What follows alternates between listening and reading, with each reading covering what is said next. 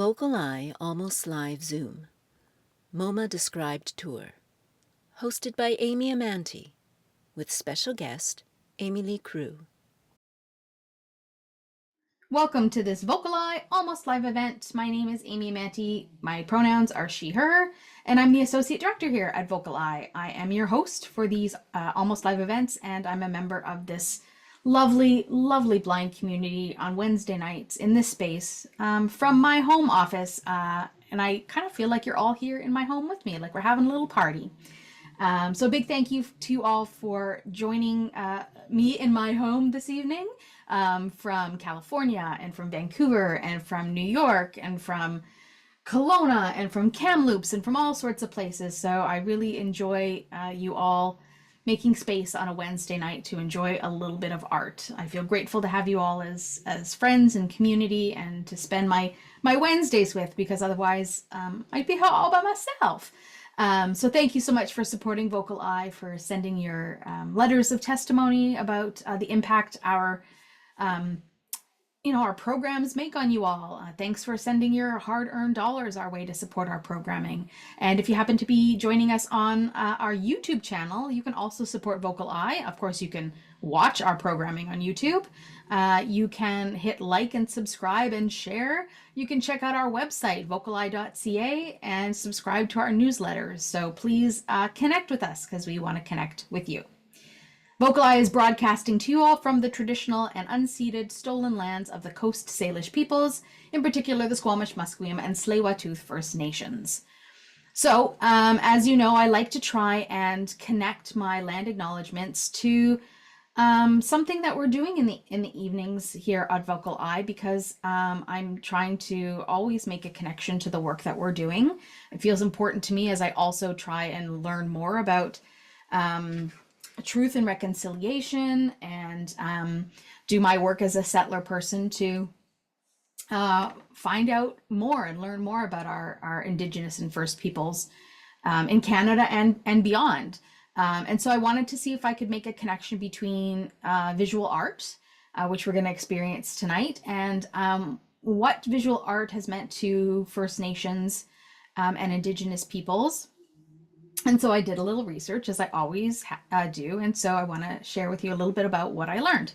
So visual art plays a profound and multifaceted role in Indigenous communities, serving not only as a form of aesthetic expression, but also as a vessel for cultural knowledge, spiritual connection, political resilience, political resistance, and community identity. So there are key themes in visual art that Indigenous communities sort of hold as a value. So cultural continuity and storytelling is one of them. So visual art includes paintings, it includes carvings, beadwork, weaving, and tattooing. And these kinds of art forms are used to preserve and share ancestral knowledge, oral histories, and creation stories.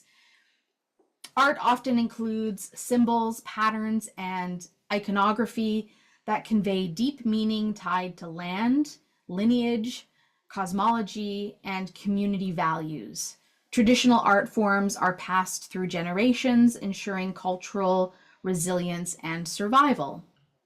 Indigenous visual art is also deeply tied to land and environment. Many artworks reflect the flora and fauna and geography of special territories. Materials used like cedar, okra, hide, or porcupine quills are often locally sourced and spiritually significant. The land isn't just a backdrop, it is often a living relative and an active participant in many Indigenous art practices. Visual art is a powerful tool for resistance against colonization, cultural erasure, and systemic injustice. So many Indigenous artists reclaim traditional practices, language, and materials that were once suppressed. Art can make bold statements about sovereignty, decolonization, and Indigenous rights, both within and beyond the gallery space. And I wanted to draw attention to, of all things that are irony, the Vancouver Art Gallery, which we all know is a colonized space. But in this context, there are some Indigenous folks that are working with the Vancouver Art Gallery to sort of reclaim the space a little bit. So the Vancouver Art Gallery is home to a vibrant community of Indigenous artists whose work spans traditional and contemporary forms. There's an exhibition right now called Rooted Here, Woven from the Land. This exhibition celebrates the work of four prominent local Salish weavers: Angela George, who is Tsleil-Waututh; Chief Janice George, who is Squamish; Willard Buddy Joseph, who is Squamish; and Deborah Sparrow, who is Musqueam. And it explores the deep connection between Salish weaving traditions, the land, and the artists' roles in contemporary revival of these practices. The exhibition also highlights the artists' contribution to the design of the gallery's new building, emphasizing the significance of its woven surface. So there has been a significant amount of consultation and participation of Indigenous folks, and in particular these four artists, in the design of the new Vancouver Art Gallery. So I guess that's the way that the art gallery is looking towards their own practice of truth and reconciliation around a colonized structure. So I thought I'd bring attention to those four local Salish artists here in Vancouver. And if you get a chance to visit that gallery space, now that I know that it exists, I'm going to see if I can get over to Vancouver Art Gallery. They do say that they have audio description available at the VAG. Whether it's for this particular exhibition or not, they weren't specific about it, but I'm going to test their accessibility and see what's available. So that's what I offer this Wednesday, May the 21st, 2025, as we offer you our Almost Live event number 183. And this one is an audio described tour from the Museum of Modern Art. And we have Emilie Crewe with us tonight. Emilie, come on back, my friend. Hello. We've got a square. Some folks may remember you from a couple of years ago where you were doing a lot of work with VocalEye. For a time in this space and doing other projects. So what's been up with you lately? It's been a while since you've been in the space. Hi, Amy. Thank you for having me. I'm Emilie Crewe. My pronouns are she, her. I really appreciate you inviting me to be here today. And what an amazing introduction there. That was really interesting to hear what you've learned so far. I'm a big supporter of decolonizing art institutions, so thank you for that. Okay, well, it's been a while since I've been here with VocalEye. I love VocalEye. I've always loved working with you all.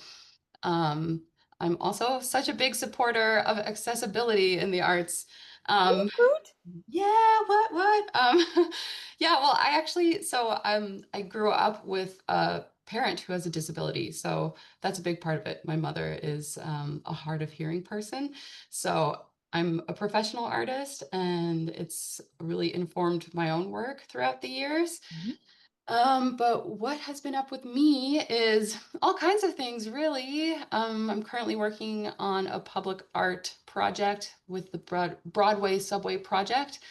That has been ongoing for years, but should, fingers crossed, be installed late 2026.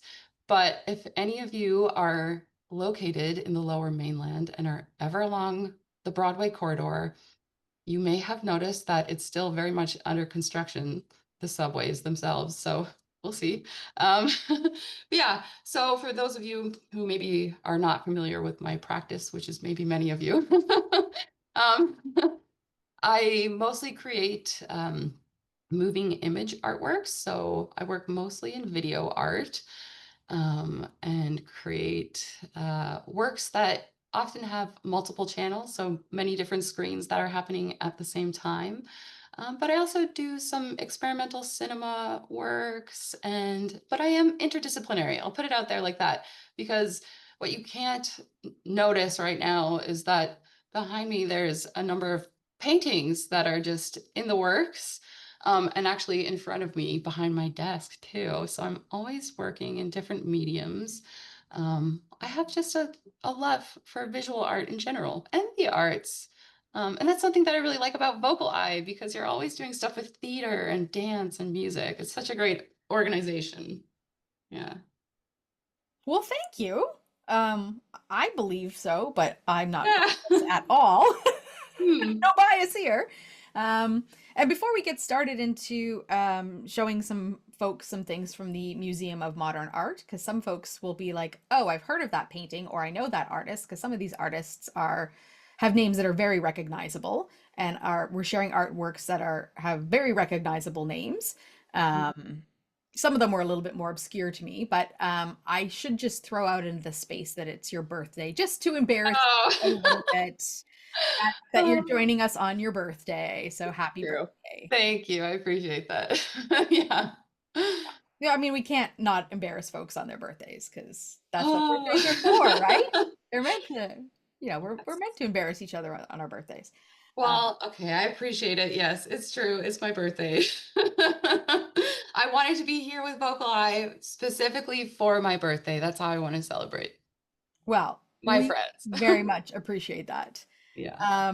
So you're a lover of arts, which we all appreciate here. And I was doodling. I was looking around for art stuff on the big interweb, and Hmm. I had found that the Museum of Modern Art has an area on their website where they have audio described artworks. Yes. And it was pretty fascinating to me. And I was like, well, I can't just present these because I don't know anything about this work. Like, it's one thing to have it described, and then there's another thing to have somebody like to ask questions of, or to, sort of hold your hand through the process. And my bell in my brain went ding, ding, ding, ding, ding, ding, ding. I know who I should invite to the space. We've had her here before. So why did you say yes to this? Aw, well, Other than it's your birthday and you wanted to be here for your birthday, but what was it about the art thing that made you say yes? well, I want to hold hands too. You know, I studied art history in school, and I haven't done a deep dive into some of these things for quite some time. I was thinking about this after you asked me, and I thought, oh my gosh, when have I last done a little review of what surrealism is? And I Mhm. thought that's probably 20 years ago. So that gives you a little, maybe a clue onto where I am in my birthday years. Um, I did my undergrad. I started undergrad 20 years ago doing my bachelor's of fine art. So, and we would do, very broad look into what some of these works were. We're going to be going through some modern art eras, and then there's one piece that might stand out that's a little more, it's not necessarily modern art, it's more postmodern. And it might stand out as being uh, more, we'll say, I don't know. It's just later years than some of the others. So, and it will be obvious, I think. But I said yes because I love talking about art. I've done lots of art tours out in real life, out in Vancouver for public artworks. That's kind of one of my specialties. I'm a big lover of public art, and one of the reasons is No. because yes, it's because it's accessible for everybody. You can be out there, and it could be anybody walking down the street, um, who You don't have to pay a ticket price for it. exactly. And that's something cool about what we're going to go through today, is that you can come across it on the internet and have these descriptions and do a little bit of a deep dive. But I do truly, truly love some of these works, and they're really interesting. And we cross a broad variety of different genres. And yeah, some of them are quite iconic, and others you might not have really heard of. Yeah. So I'm happy to dig a little deeper. Awesome. Yeah, I learned a little bit myself too, for sure. I'm excited about this because you've just said a couple of different things to me that mean absolutely nothing, Okay. like surrealism Oh, and yeah. and, like modern and postmodern, and it's like I hear these terms, but I don't actually know what they mean, nor do I really know from a visual perspective how they differ. And like when somebody looks at it, they can go, oh, that's surrealism, or that's realism, or that's this, or that's that. And that comes from this era, because folks who study art look at something and go, well, that's painted in this era or that era, without even knowing who the artist is. So Right. there's this visual signature, visual style, that people recognize, that is lost on me visually. But even the term, like, I know what surrealism is, like if you were to break it down into a definition, but I don't know how that looks visually in a painting. Uh, Yeah. so I don't know where we want to start with this, but I'm leaving us in your hands. Sure. Well, I'll just let you know to get started that the modern art era is actually more of an umbrella term.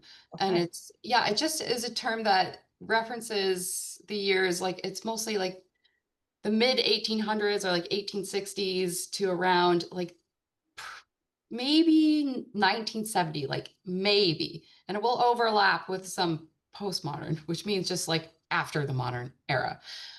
So what immediately goes through someone's head when they think modern, they might think like right now, Yeah. unless they understand it in the terms of art, which that modern era is just means in those years, in that bracket.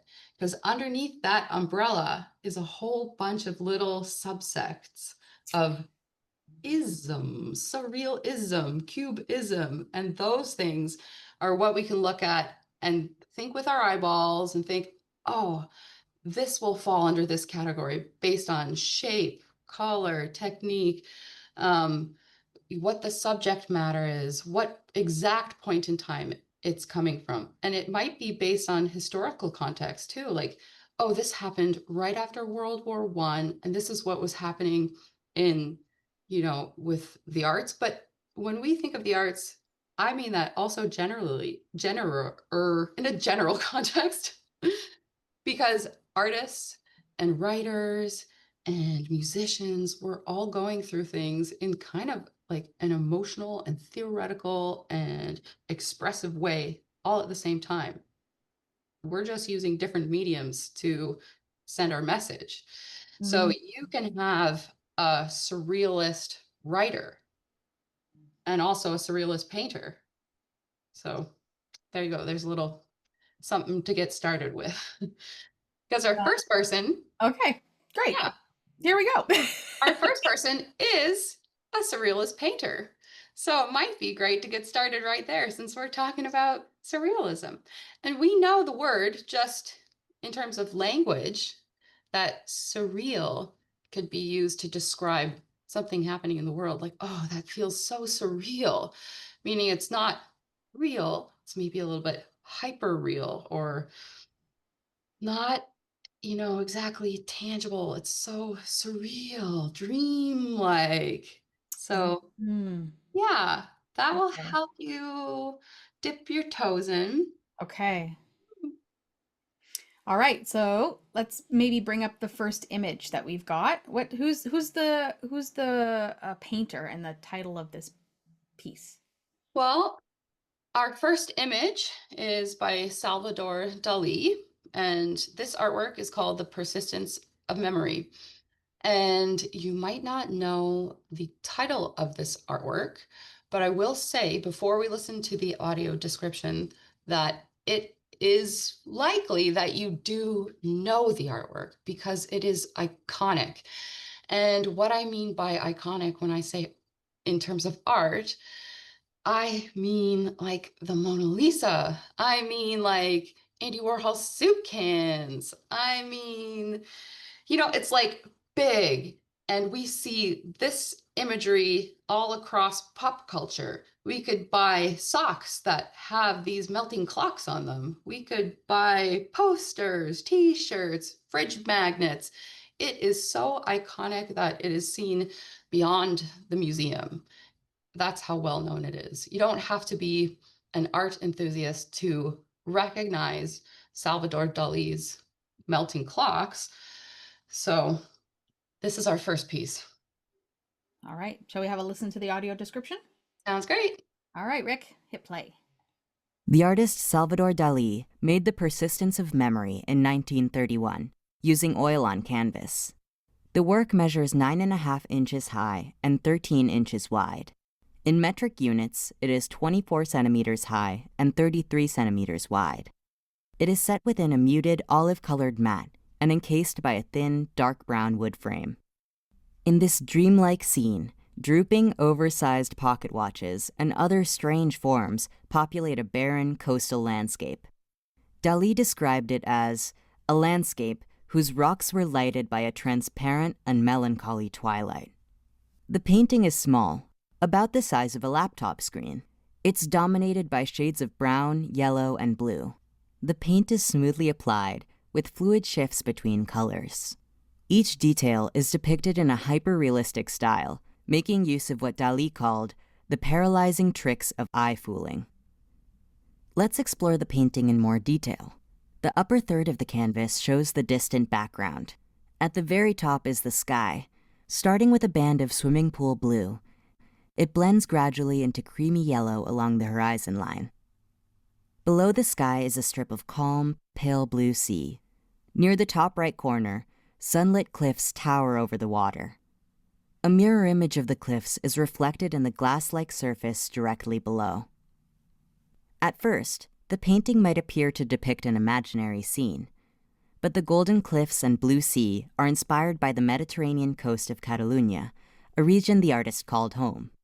This realistic depiction gives way to more imaginative elements in the painting's middle and foreground, where we begin to encounter unexpected objects.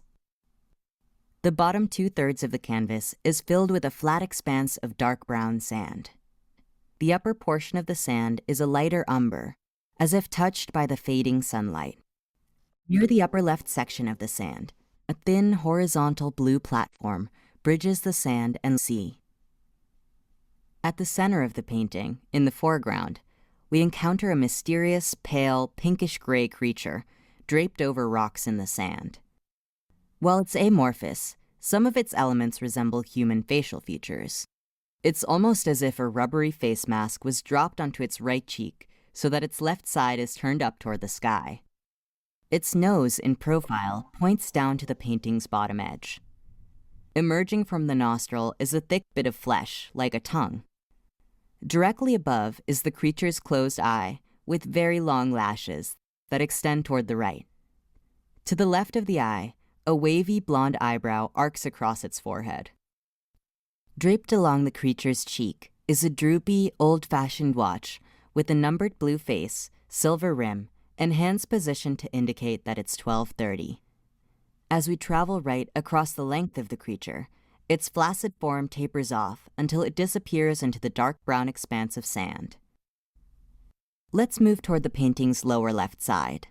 Here, a thick brown wooden platform juts out toward the painting's center and supports several objects. Let's start with the one that appears closest to us. Near the painting's lower left corner rests a copper-colored pocket watch. A cluster of 25 shiny black ants swarm on its closed oval case.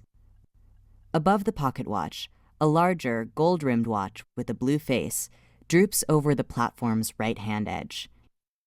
A single fly rests on the watch face, directly next to the number 1. Beyond these two watches, near the platform's back edge, the bare, gray trunk of an olive tree extends up toward the sky. A thin, leafless branch extends to the right, supporting a final watch that drapes over it like a piece of clothing on an outstretched arm. Salvador Dali was often associated with Surrealism, an artistic and literary movement that called on artists to explore the depths of the subconscious mind, a part of our mind that runs constantly without any filter or control. By fusing elements from his surroundings with the illogical details we might find in a dream, Dali sought to, as he said, discredit completely the world of reality. Okay. All right. That was a lot of detail about a creature. Incredible amount. And so I still can't make anything out about a creature, but I can give you a little bit of information. yeah, tell me what this creature is supposed to mean.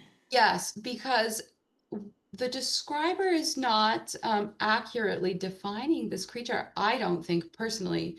This creature on its side, it mostly looks like a head.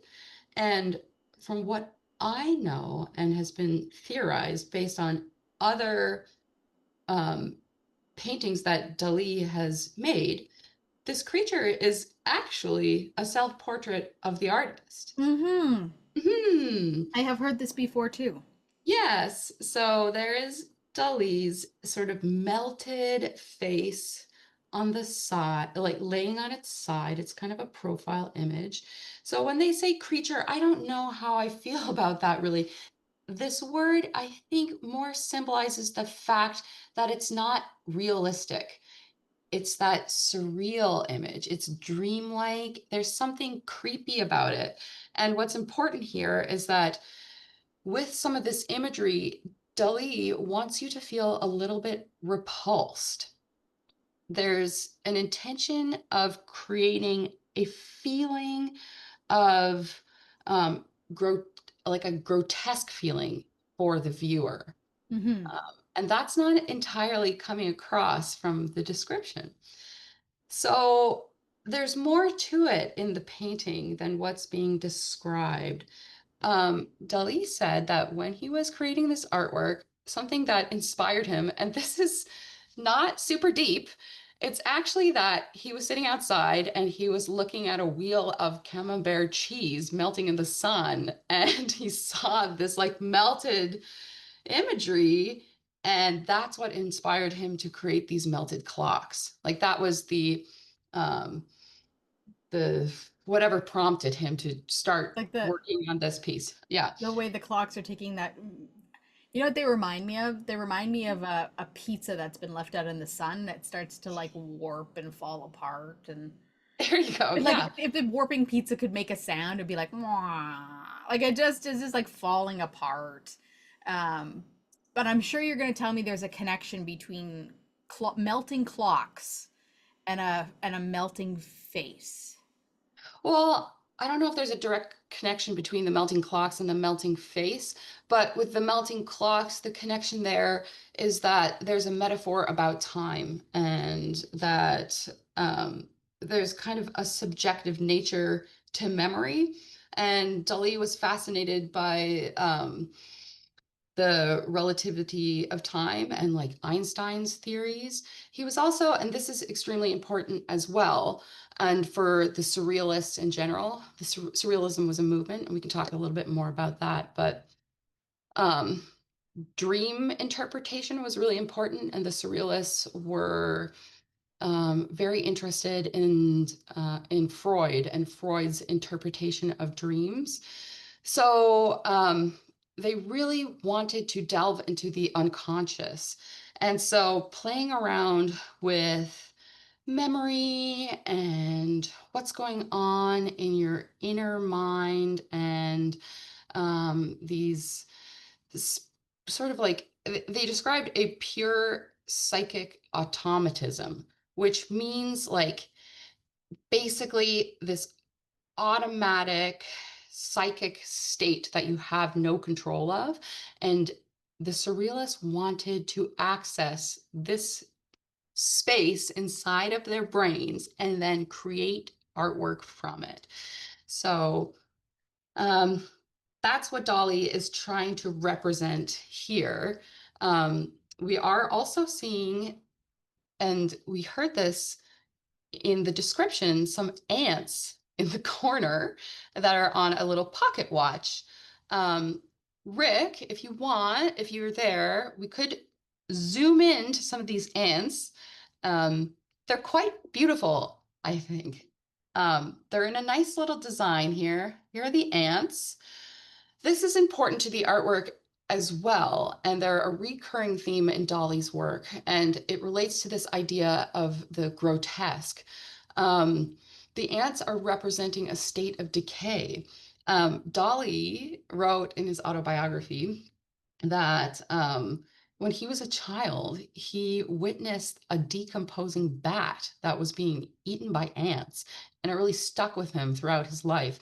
And we see a number of his artworks that involve states of decay. And he eventually went on to create films as well, and decayed like fruits and animals were often referenced in his work. So we see it here with his ants. Um, he often fantasized too, like quite deeply about flesh, like human flesh being decayed. And maybe we could also relate this to that melty creature on the ground. Like, is this something about death, perhaps? I don't really know, but maybe I can start to piece together things from my own viewing of the artwork, which is something great about art. Like, we all get to have our own subjective experience. Um, I also want to say, in terms of surrealism, Dali was very unique in that um, he wanted people to know that he had his own very interesting method of trying to reach this unconscious state in his mind, this dreamlike state, where he called it his paranoid critical method of madness. He said, he has a quote that he says, like, the difference between a madman and me is that I am not mad. He never did any drugs to achieve this state. What he would do is that it was theorized that you could find a state between waking life and dream life, um, like almost like an REM state of dreaming, but he would achieve it by sitting in a chair and he would hold a bundle of keys and wait until he was falling asleep, and he'd drop this big bundle of keys and it would make a clang sound on the ground and it would sort of wake him up, and then he'd drift off to sleep again and he'd be in this sort of strange state. And in that moment is when he would get a lot of his ideas for his artworks, and then he would paint them. Um, yeah, so that's how he find this sort of surrealist state. Isn't that interesting? Because Hmm. that is the moment that you remember your dreams. Yeah, When you yeah, wake up in the middle of the night and you interrupt your REM sleep, you will remember your dreams. That yeah, doesn't mean that you will, like when you fall back asleep and you wake up in the morning, that you'll remember that you remembered them, yeah. but that is when you remember your dreams. It is, and If it's you're sometimes REM, wild and wacky. they're wild and wacky. Yeah. Wild and wacky, which is one of the points of surrealism in some kind of way. There's like two real main components of surrealism. It was thought of as really revolutionary, happened, sort of began in 1920, maybe went on for 20, 30 years, but um, it began in the aftermath of World War One, and this was a big deal, of course. Um, Changed life for everybody. Um, the Surrealist movement happened in France. It began in France, and this was a devastating time for truly everybody in Europe. And you know, the Surrealists had this feeling of like you can never go back to what life was before. People were just, devastated by this trauma, and in the aftermath of World War One, the idea that people were just could go back to regular life was just not happening. And like the state of being was this like very rational ideology, and the surrealists were like, we just want to make something absurd, right? And it was sort of this idea that yeah, we just can't pretend to go on as normal. And it was like a revolutionary idea in art to go against society, specifically a society that was ruled by rational thinking. So people thought it was crazy. So that's sort of one of the components of surrealism. The second component is accessing this dreamlike, tapping into the unconscious. Yeah. Interesting. Yeah. All right. What do we got next? Well, next on the list, we have Rousseau, Henri Rousseau. So this is a French artist. Dali is Spanish, I should note, but also lived in France. Henri Rousseau is from France, and this is an artist. It will say in the description a little bit about who they are as a person. But so this artwork was created in 1910. It's oil on canvas. I think it would be good if we just delve straight into the description and we can talk about it a little bit afterwards. Awesome. Yeah. Let's hit play. The artist Henri Rousseau painted The Dream in 1910 using oil paint on canvas. The work measures about 7 feet high and 10 feet wide. In metric units, it is about 205 centimeters high and 299 centimeters wide. This painting depicts a lush green jungle scene with plants, fruit trees, flowers, animals, birds, and 2 human figures. They are all painted with clean lines and crisp brushwork. Gradations in color give the appearance of a uniform light softly illuminating the subjects. Let's begin by describing the jungle that serves as the setting for this painting scene. A variety of leafy plants crowd the lower third of the painting, cropped by the bottom edge of the canvas. Their stylized leaves and fronds are rendered in rich shades of green, ranging from emerald to deep olive, with yellow and purple details.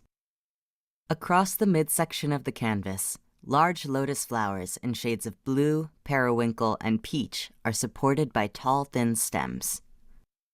The upper half of the painting features a dense thicket of tropical trees, including one bearing orange fruit at the center. Several bunches of yellow-green bananas hang from trees scattered throughout the right half of the picture. And toward the top of the painting, glimpses of the pale blue sky peek through tree leaves and branches. Near the upper right corner, a luminous full moon hangs just above the tree line. Now we'll examine the figures and animals that populate this jungle scene. Most prominently, left of center, a nude woman reclines on a deep crimson sofa. Her skin is rendered in pale golden flesh tones, and she has a rosy pink face. She props herself up on the sofa with her right arm and rests her left arm along the wooden frame lining the top of the sofa. Her legs stretch along the seat's length, and her feet are crossed at the ankle. Her curvaceous body turns toward us, while her head is in profile, looking off to our right. Her dark brown hair is long, with 2 twists falling in front of her right breast. The rest cascades behind and beneath her. Several animals peer out through the foliage. 2 colorful birds perch in the trees, and 3 small brown monkeys hang from branches. Behind the sofa, set back in the shadowy distance, a gray elephant in profile peeks out with one eye while raising its trunk. To the right of the sofa, a golden brown lion and lioness loom amidst the foliage. They stare straight ahead with round, wild-looking yellow eyes. The lion is further toward the right, while the lioness is slightly behind the male. She appears to be looking at the reclining woman. A black snake with a peach-pink underbelly lifts its head above the plants and grass in the lower right corner of the canvas. One more figure populates this scene. Set back between the lions, a dark human figure stands, playing a straight golden horn. They hold the horn with both hands directly in front of their chest. The figure has dark gray-black skin and straight brown hair and is camouflaged somewhat by the shadowy foliage that surrounds them. They wear a skirt with bands of blue, red, copper, ochre, and gray, and gaze directly at us. Now let's hear more about this work from a curator. The Dream was painted by Henri Rousseau in 1910. Rousseau was a curious figure in the early 20th century avant-garde. He was not trained as a painter. He was a self-taught artist whose day job was as a customs agent. His work centered on exotic renditions of jungle scenes. And these are detailed with great precision in terms of the foliage, the animals, the entire jungle landscape. Rousseau never left Paris, but in fact, he got all of his knowledge for the horticultural details by going to the botanical gardens in Paris, by going to the zoos to look at the various birds and animals, by reading lots of magazines that came out at that time that were charting the sort of exotic places that travelers and explorers were just starting to go to on other continents. He called it the Dream because obviously there is this very strange situation of an upholstered sofa in the middle of the jungle, on which this woman with her 2 braids sits naked, staring out at the scene ahead of her. And one interpretation of that the artist gave was that the woman was, in fact, reclining on this sofa in some living room in Paris, and she was dreaming this jungle around her. But I think there are so many ways to think about this painting, and that it's much more fun to leave it open in your mind as to how this lady on the sofa got into this jungle. Okay, a lady dreaming on a sofa of a jungle in Paris. Yes. And I think the curator does a great job of offering that option for us to imagine. Maybe it is her dream that is appearing in the world around her. Rousseau is a really interesting artist. As the curator mentioned, he is self-taught. He was a customs agent and a tax collector. He was also in the military. He actually did not start painting until his 40s, his very early 40s, which is really interesting. So he was known to his contemporaries at the time. So he knew Picasso, for example, in Paris, and was friends with a lot of the artists at the time, but he did not go to art school, so he's not trained as an artist. This is all Rousseau practicing in his studio, drawings, paintings, collecting imagery. And so what is noted is that Rousseau does not pay attention to traditional techniques with perspective. So we can see that there are some really, really large flowers and some really huge grasses that are happening. And this is seen through all of his works. And so what is theorized is that since Rousseau has never been to the jungle, has never traveled, is that he had this idea that these things are really gigantic, and so I'm just going to make them really big. And I love this. He would actually use references of his own house plants and plants that were found in Europe, and just make them really gigantic in the painting to say, this must be what the jungle is like. But we also see it sort of a flatness to his imagery, or plants that don't have shadows, or that leaves that aren't overlapping in a way that makes sense, in a way, like in a painterly way, I suppose, is I'm at a loss for words, actually, what I'm trying to explain. Like, it isn't the right shading technique that would be taught in school. So I find that really interesting about his work. People for a long time called it primitive or naive. We don't use these words anymore. We now say self-taught. Yeah. Oh, interesting. Okay. That makes a lot of sense when you say it that way. Yeah. Because I can pick up so there was always something odd about this, the way this air quotes jungle looked to me, which Yes. was that it doesn't look like a jungle. Yes, it does Um not. I've never been into a jungle either, although I mean Vancouver's a rainforest. Right. And so forest slash jungle. But what I know is that when I was a fully sighted person, I have been exposed to National Geographic, right? Yeah. And National Geographic takes you all over the world. And so, you have a concept of what it looks like to go up, I don't know, the Amazon River, for example, even though I've never been there. And so I would know that this doesn't look like where I would find chimpanzees.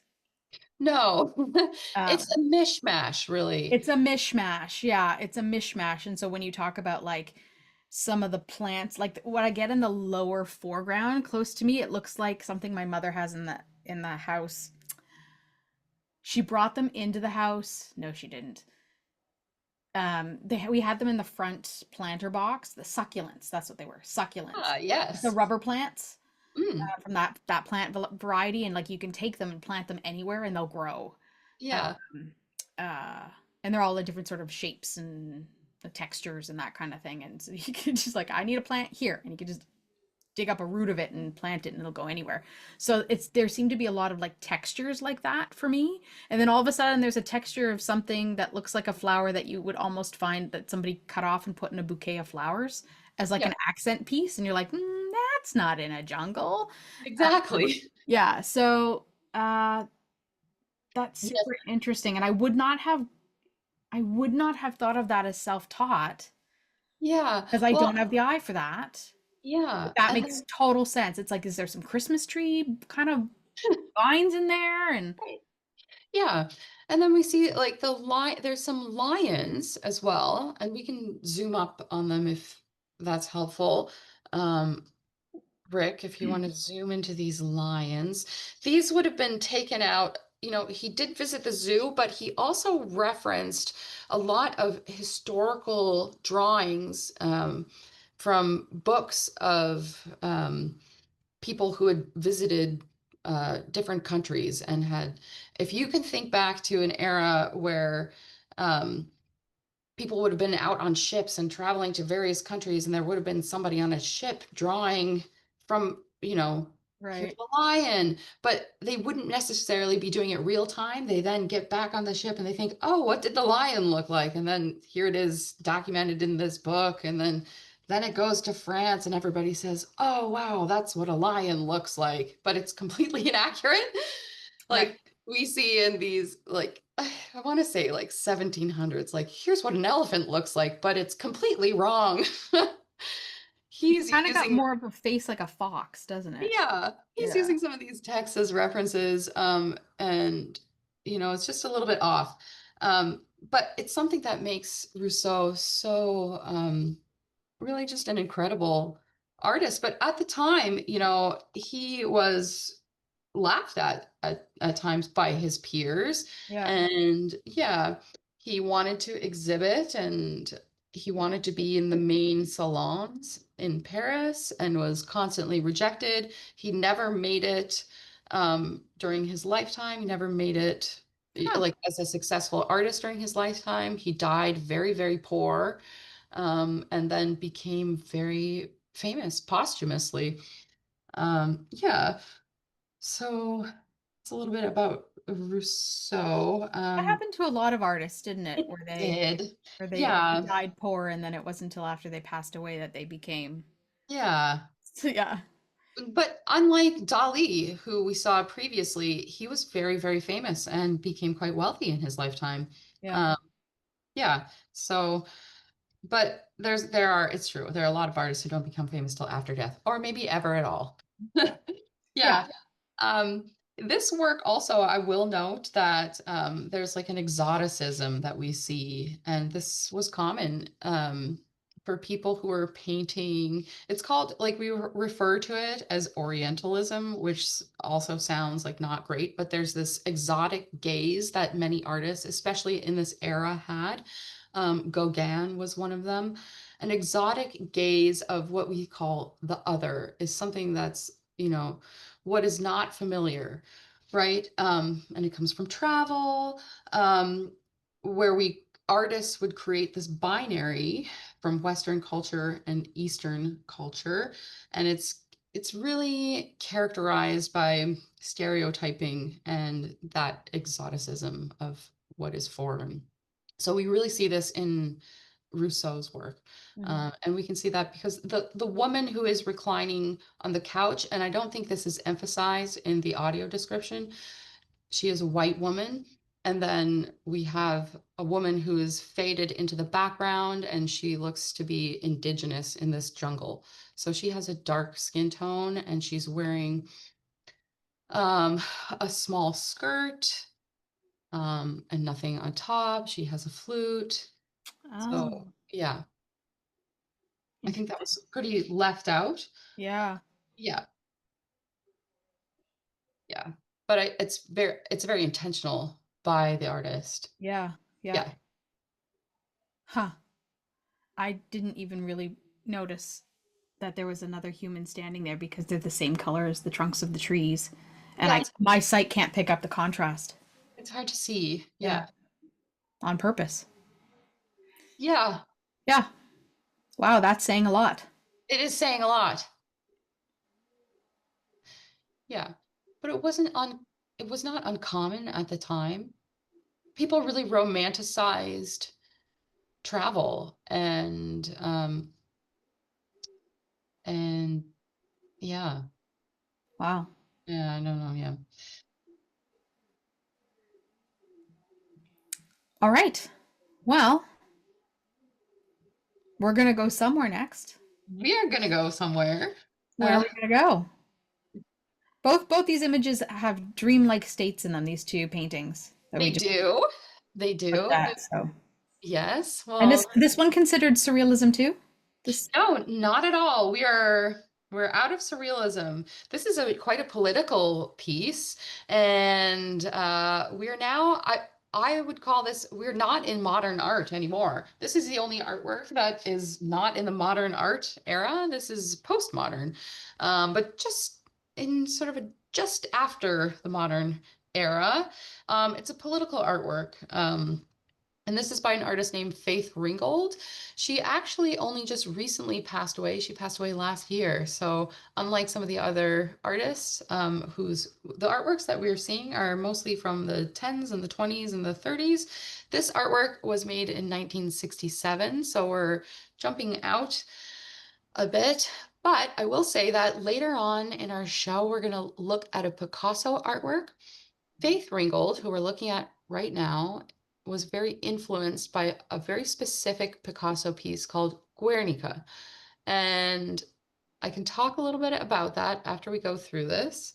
But Guernica was a reference that Faith Ringgold used for this artwork. So there are overlaps as we go throughout our journey. But I think we should go have a listen. So this was made in 1967. Faith Ringgold is American. So we've left Europe now. and what's the title of this one? Oh, this artwork is called Die. Die. All right. Yeah. Let's have a listen to the description. The artist Faith Ringgold painted American People Series number 20, Die, in 1967, using oil paint on canvas. The work consists of 2 panels that form a continuous image. Together, the panels measure 6 feet high and 12 feet wide. In metric units, this is about 183 centimeters high and 366 centimeters wide. This painting depicts 13 men, women, and children in the midst of a frenzied and violent battle. Ringgold made this painting to capture the race and class struggles in the United States at the time, creating what she describes as an abstraction of what the fights were really all about. Because streets and sidewalks often serve as the background for social protests, the artist arranged these figures against a checkerboard of 18 light and dark gray squares to look like a sidewalk viewed from above. 10 adults and 3 small children, some black, some white, lunge, tumble, fall, huddle, and splay across the sidewalk, which is spattered with blood. All of the figures wear expressions of shock, horror, or pain. Some of their facial details are outlined in bright blue lines. Dark red blotches of blood model the clothes and faces of each figure except 2, a pair of small children who huddle together closely near the center of the canvas. The figures are painted using mostly flat planes of color, making them appear like paper cutouts piled on top of the background. The lack of shadows enhances their two-dimensional quality. With few distinguishing features to differentiate them, the adults appear as the same 4 figures repeated in different poses: a black man, a white man, a black woman, and a white woman. The male figures are dressed identically in white dress shirts with light blue contours, black pants, gray socks, and black shoes. The female figures wear short-sleeved, form-fitting mini dresses in orange. The black figures have brown skin, brown eyes, and black hair, and the white figures have pink skin, blue eyes, and bright yellow hair. In the chaos of overlapping bodies and arms, it is unclear which people are perpetrators of the violence and which are victims. Let's explore the 2 panels in more detail, beginning with the canvas on the right. On the right side of the canvas and near the top corner, a white man and black man are entangled, blood staining their heads, faces, and shirts.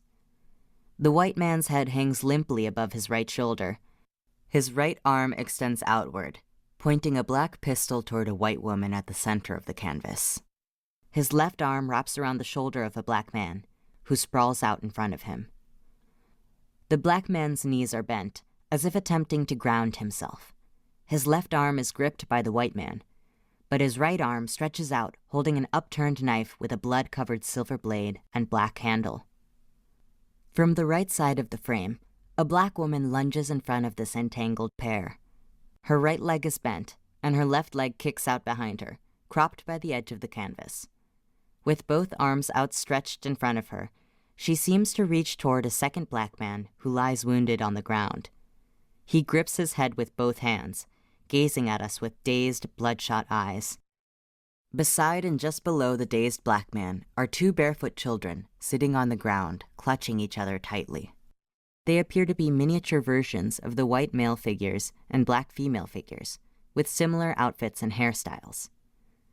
The black girl sits on the lap of the white boy, her knees folded up toward her chest. Both their faces bear the same horror as the adults. They are the only people in this scene not covered in blood.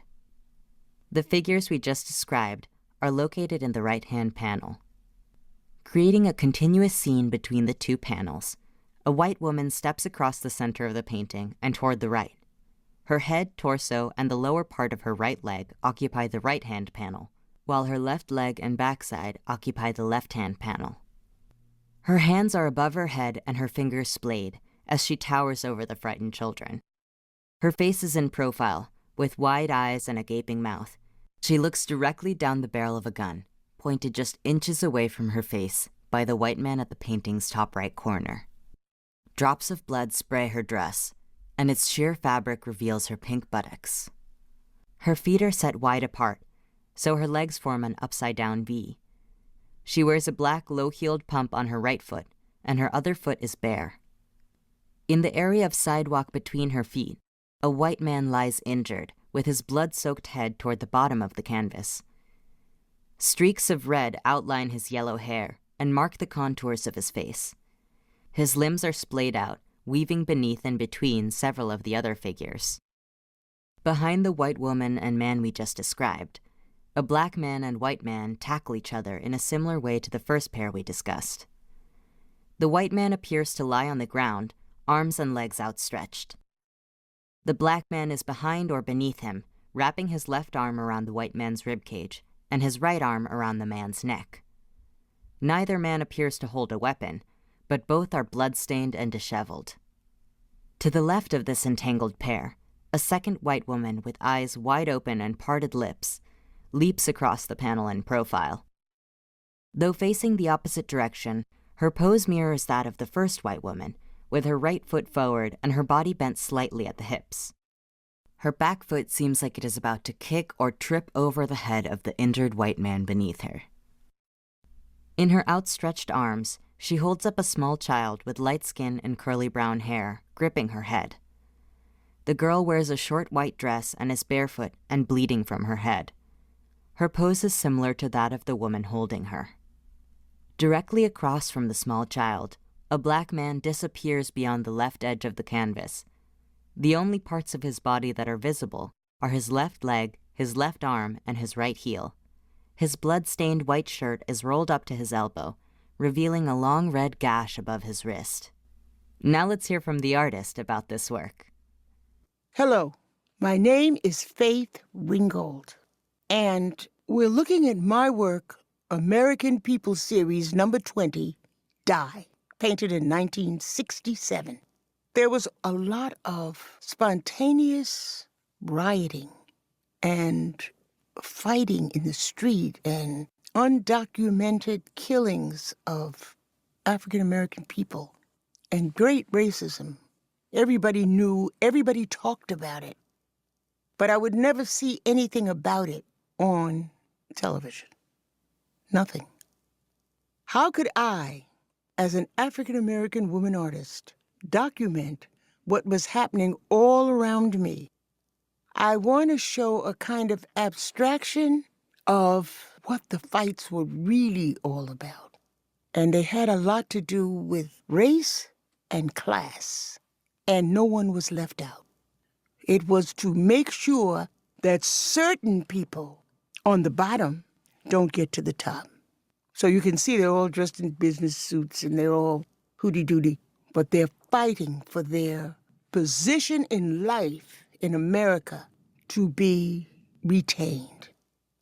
And then there's people who have already attacked somebody and they're trying to beat them down. And then there's people looking for somebody, running after each other and screaming and carrying on against that background. And those squares really represent the sidewalk, which basically was always the background of a riot, because everybody's going to fall on the ground. Having women with children there was very important, because women are going to protect their children no matter what. These children, they're in the center. They gravitate toward each other. They don't know each other, but they're going to try to help each other. They are the innocent victims here. I had the courage to go ahead and speak out. I want you to be upset. You're not supposed to see people rioting, killing each other, or even know that they're hating each other without being upset. This was going on then. It's happening again now. And every time I see one of those big riots in the street here today, I think back to Dali. Wow. Well, that one kind of made my skin rise. Yes. Yes. Especially when Faith says it was going on then and it's going on now. Because that is not untrue. You're right. Yeah. It's not untrue. And this was created in 1967. So you're sort of at the end tail of the civil rights movement. You know, a year later, Martin Luther King Jr. would be assassinated. So, and she would, of course, be living through all of this. And it really does make, gives you goosebumps, especially when you hear the artist's voice talking. And I think that is so important for this audio description, because listening to the first component, it's hard to get a real sense truly of what is going on, because we're hearing a lot about bodies being all over the place, bodies, blood, but what is being left out is really the political commentary, like the racism, the oppression, the police brutality. It's kind of downplaying the urgency of the social critique aspect of the painting. And then we have Faith come in, and to hear her talk about what the painting is really getting at was so important, to the audio. So, sorry, go ahead. No, I'm just trying to take in some of these glimpses, because there's when she was talking about legs, like it looks like it's in motion. It looks like there are people running, yes, and trampling on top of each other. So you get the sense that there's movement. Yes. And then amongst this chaos of people being stampeded on top of each other and running away and whatever, there are these two little kids huddled. I think, are they kids? I can't tell. They are children. They're children, yeah. And those are the only two figures that aren't covered in blood. Covered in blood. In the center. Yeah. And in two different races. Yeah. And there's this sense of, I don't know, hatred is taught. Yeah. Right? That's a really interesting observation. I really appreciate that. And it kind of ties into also the outfits that the people are wearing, because we have, Black people, we have white people, and they're all wearing the same outfits, which is very fashionable outfits for the women. They're wearing high heels, these dresses that are kind of like short dresses that you would see in that era. And then the men are all wearing suits. And the fact that people are wearing suits and these fashionable outfits, it symbolizes how this racial antagonism at the time, all this like high energy upset, was affecting all parts of society. And that was really important to the artist, that everybody is wearing the same outfits. And then I like that you highlight the two children of different races in the center there hugging each other. Yeah. Wow. Yeah. So before we got started, I gave you the name of the piece and I just said die. And that's kind of a really stark word to get started. And you know what? I thought that was okay because really it's meant to be like that, die.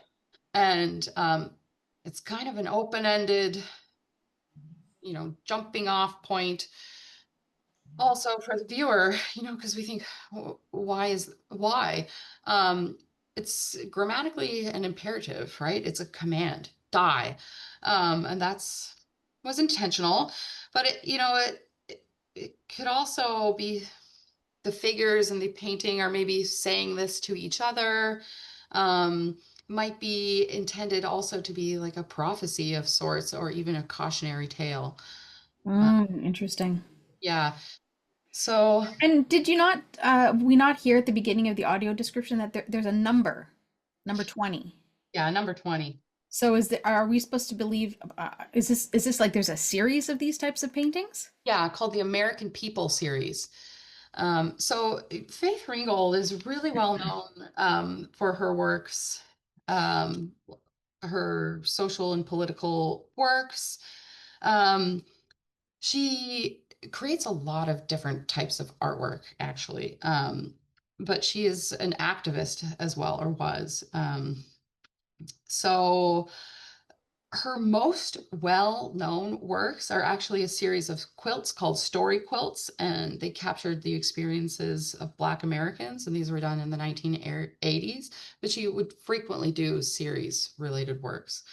Um, but a lot of political art, feminist works, Black arts movement works. Um, she grew up in Harlem and born in 1930. So grew up in Harlem. She grew up in an area that was like thriving in arts and culture. So like Duke Ellington lived around the corner from her, and Langston Hughes also lived around the corner from her, and Sonny Rollins um, would practice his saxophone in her house. And so arts and culture were a big part of her growing up. She did a bachelor's and a master's in art and also was an arts teacher in the New York public school system. Um, yeah, so she really also in her career rallied against the marginalization of Black artists in museums and arts institutions. So really, yeah, um, it was important to her to sort of break down those barriers of the arts institutions gatekeeping, like who gets to show art. Um, yeah. So, and what we're seeing now is a real powerful narrative on race and class and violence, and certainly a snapshot of imagery from that era. This is 1967. What I did highlight before we got started there was that she is referencing also at the same time Picasso's artwork Guernica. And so for people who don't know, that work is a extremely well-known artwork in of Cubist works of Picasso's art. And that artwork depicted the Spanish it's an event in the Spanish Civil War where over 1,000 people died, and he just showed this incredibly powerful image of wartime. So she's referencing that work here. But she also thought of Picasso as a person who was a gatekeeper of the arts. And she said, there's a quote of hers where she says, if Picasso can do it, I can do it. And so she has these like radical revisions of modernist art where she really moves to sort of reform that and include other voices who are marginalized. And that is so important. And we will move forward into other artists who are women and women of color in our journey tonight, which is so important.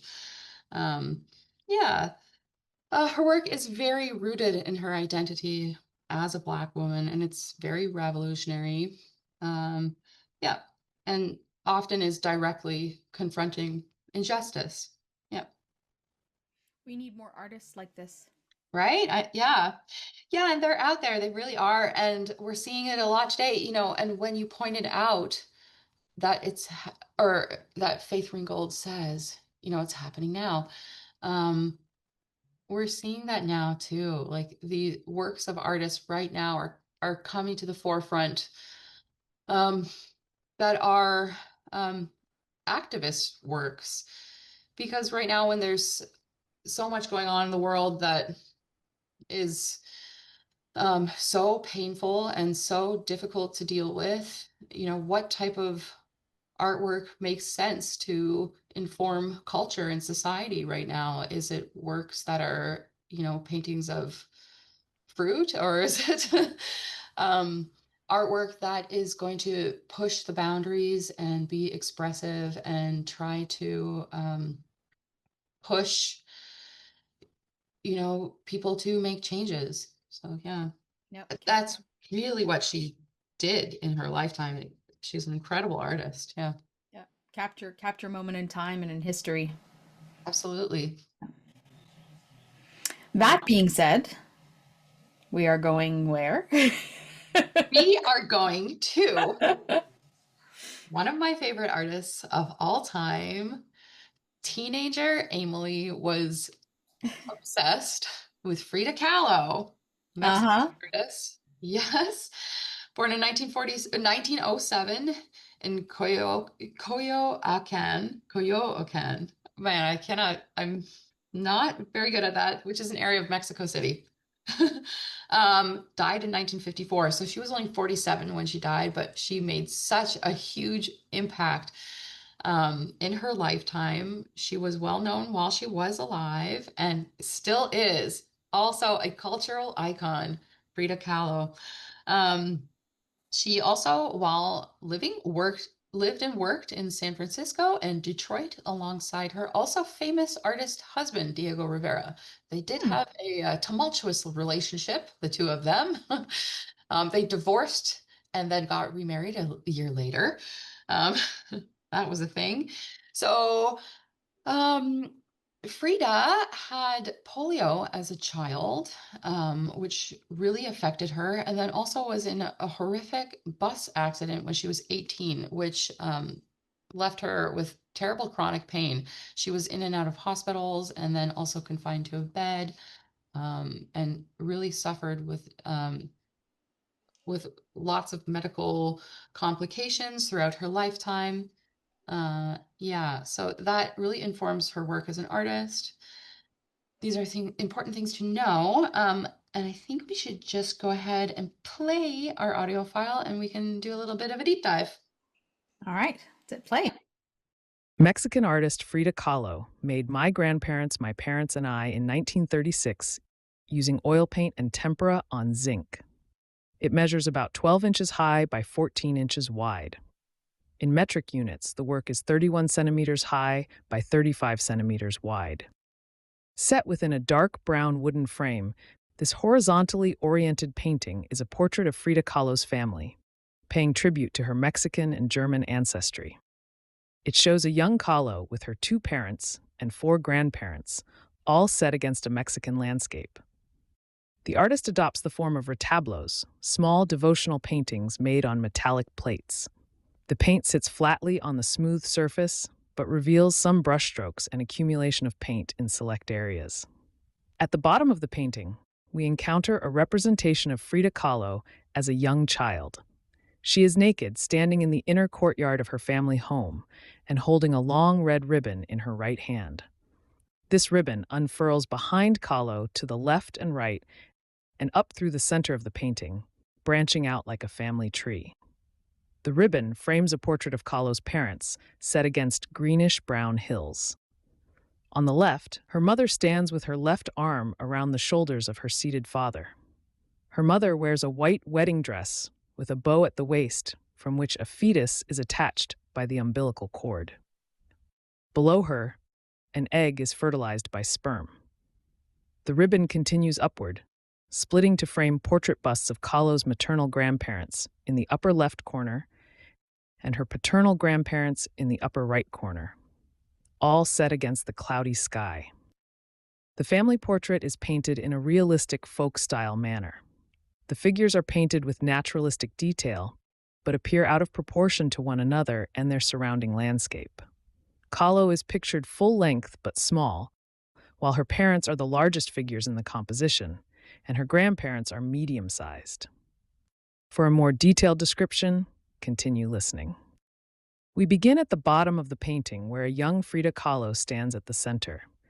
She is depicted as a naked toddler, towering disproportionately over the inner courtyard of a single-story blue house with salmon-colored window frames and door frames. This house has been identified as Casa Azul, her family home.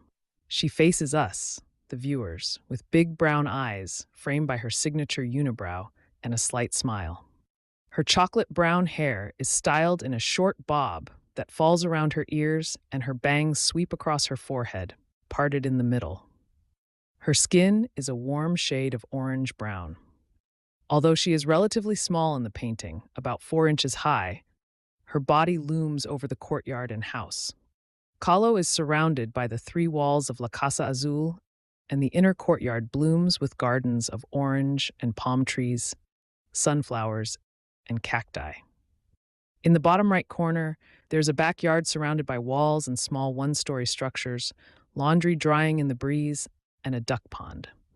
To the left of Kahlo is an egg painted in shades of yellow, being fertilized by white sperm. Moving up toward the painting's center, we encounter a portrait of Kahlo's parents based on a photograph taken on their wedding day in 1898. On the left, her mother wears a Victorian-style white dress with a pleated high collar, long sleeves, and voluminous ruffles, as well as lace, bows, and flowers. She looks directly at us, with dark brown eyes set beneath dark brows and a faint smile. Her skin is rendered with shades of umber and tan. Her dark hair is pulled into an updo with flowers at the crown. A bow cinches her waist, and from it emerges an umbilical cord connected to a reddish-brown fetus. The mother's left arm extends to the right, resting gently on her husband's left shoulder. He is dressed in a black tuxedo with a white collared shirt, white bow tie, and small white flowers pinned to the lapel. He faces forward, but his gaze is turned to the left, as if looking at something off-frame. He has lighter medium beige skin with blue eyes and chestnut brown hair. At the top of the painting, Kahlo's grandparents appear as disembodied heads floating in a blue-gray cloudy sky. Hints of clothing appear, as Kahlo has also rendered the top of their shoulders and upper chest. The upper left-hand corner is anchored by Kahlo's maternal grandparents, her grandfather on the left and her grandmother on the right. Her grandfather has the darkest complexion of all the figures, with umber orange skin and dark brown hair matching a downturned mustache and pointy goatee.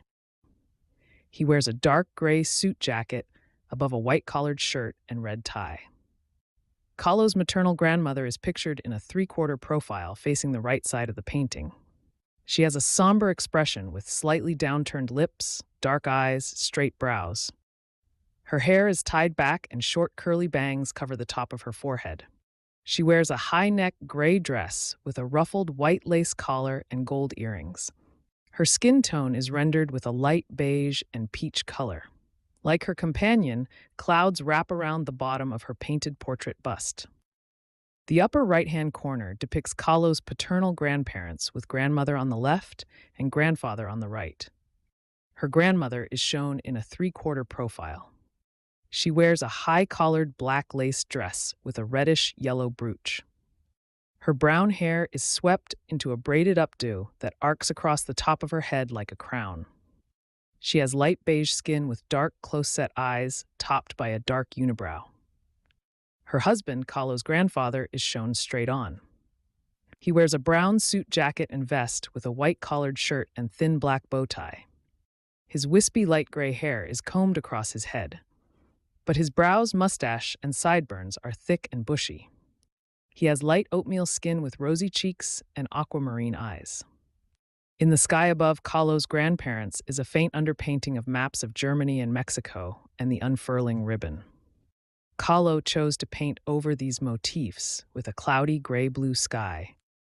Kahlo and her family are pictured against a Mexican landscape with an arid landscape of mountains, canyons, and desert. The horizon line is set in the top third of the canvas, dividing the gray-blue sky from the brown-green landscape. On the left side of the painting, the desert landscape with green prickly pear cacti with red and yellow flowers giving way to mountains in the background. On the right side, a small gray blocky structure set in a green field leads to a flat, deep blue sea in the background. So this is like a family tree almost. Exactly. It is a genealogy tree. Um, Important that you point that out because this is made exactly 1 year after the Nuremberg race law in Germany. So it is meant to, it's like described as a counterpoint to Nazi racial ideology. So Frida's father was a German man and was Jewish. And so it was important to her that she referenced this specifically. It was like as like a response to the Nuremberg laws that people had to show their genealogy. Yeah. Interesting. Yeah. Yeah.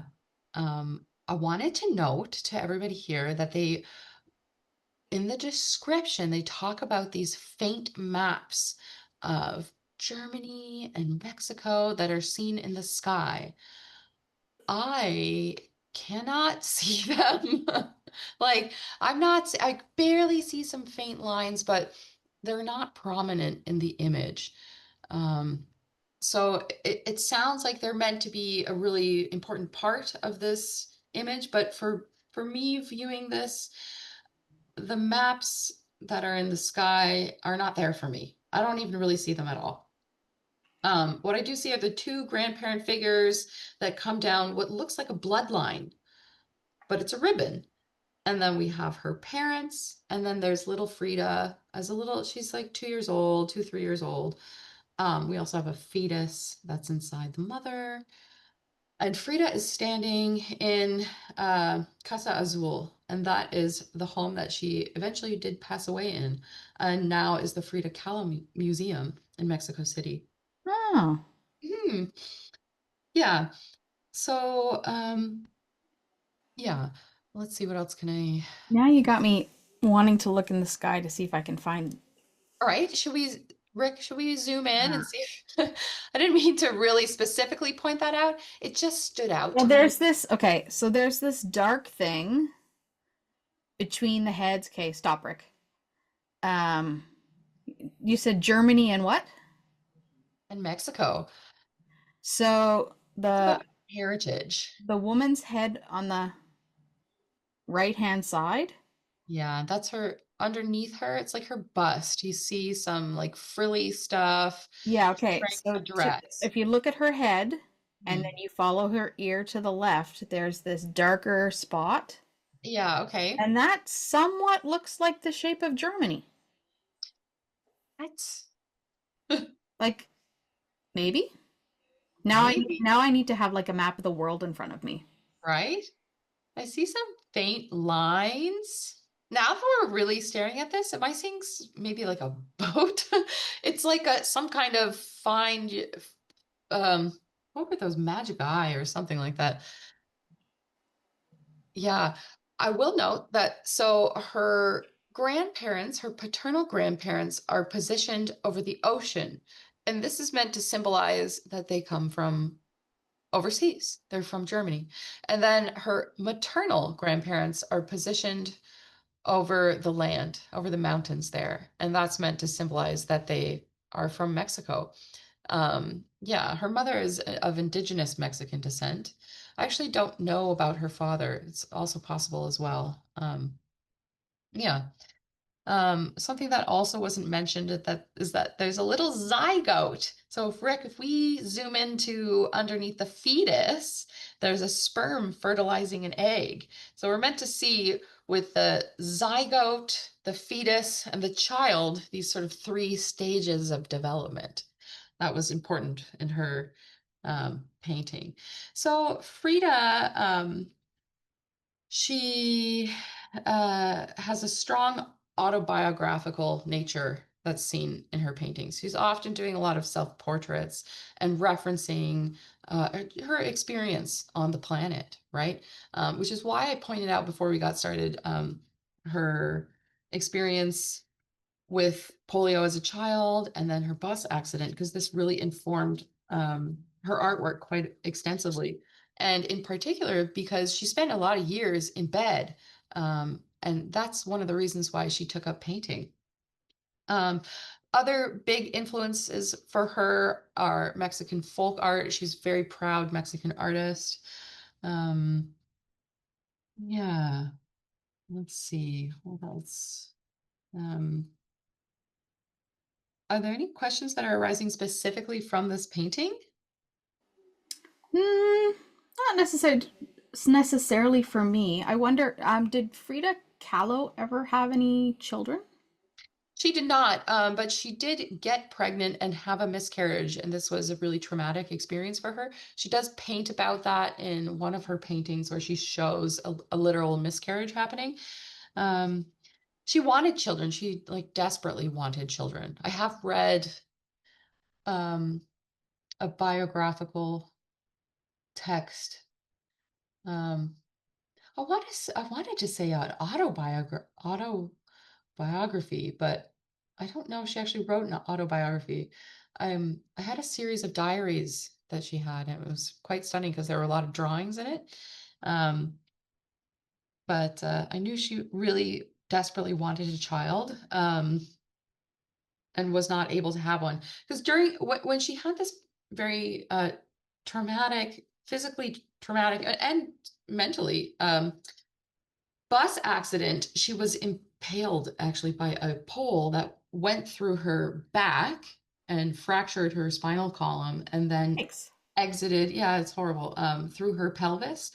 So I think that really interrupted some, yeah, organs. I'm surprised that someone could survive an injury like that, considering the time period. Yeah, it was quite a critical event. Yeah. Yeah, she explored in her art pain and disability quite a bit. Yeah.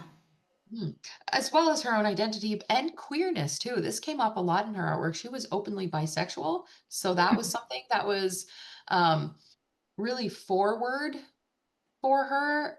And at the time, as an artist, this stands out a lot with Frida. Frida was also a communist and a very active communist. She had an affair with Leon Trotsky, who was a communist, and she was actually jailed at one point for the suspected murder of Leon Trotsky, but was let out 2 days later. So that's an interesting little tidbit of information. Wow. Yeah, yeah. But she's very well known for fusing these Mexican folk and Mexican indigenous traditional imagery with, yeah, some more of the contemporary imagery at the time. She was defying those sort of binaries.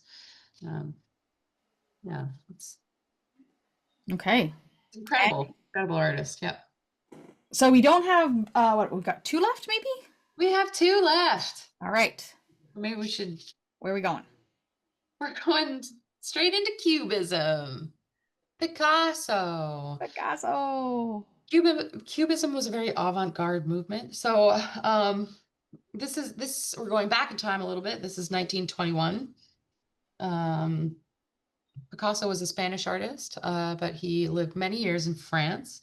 He was also very famous during his lifetime. He died at 91, so he lived a long life. He died in the 70s. Yeah. He was a highly trained artist, meaning this person could paint incredible, like realistic artworks, but this was not what he wanted to do.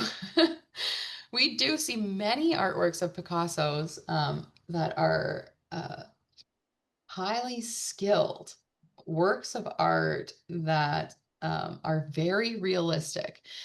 And you could look at the label in a museum and say, wow, that's a Picasso. But what he is very known for are his Cubist works. So he's known as one of the founders of Cubism. And Cubism, very avant-garde movement at the time.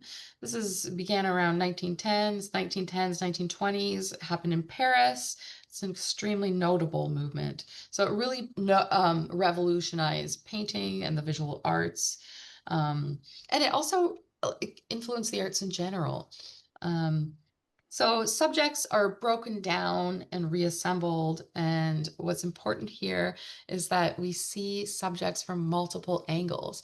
So something about Cubism that is very special and very unique is that we're seeing movement in painting. And I don't mean movement in that the way we see a fluid motion in Van Gogh's skies.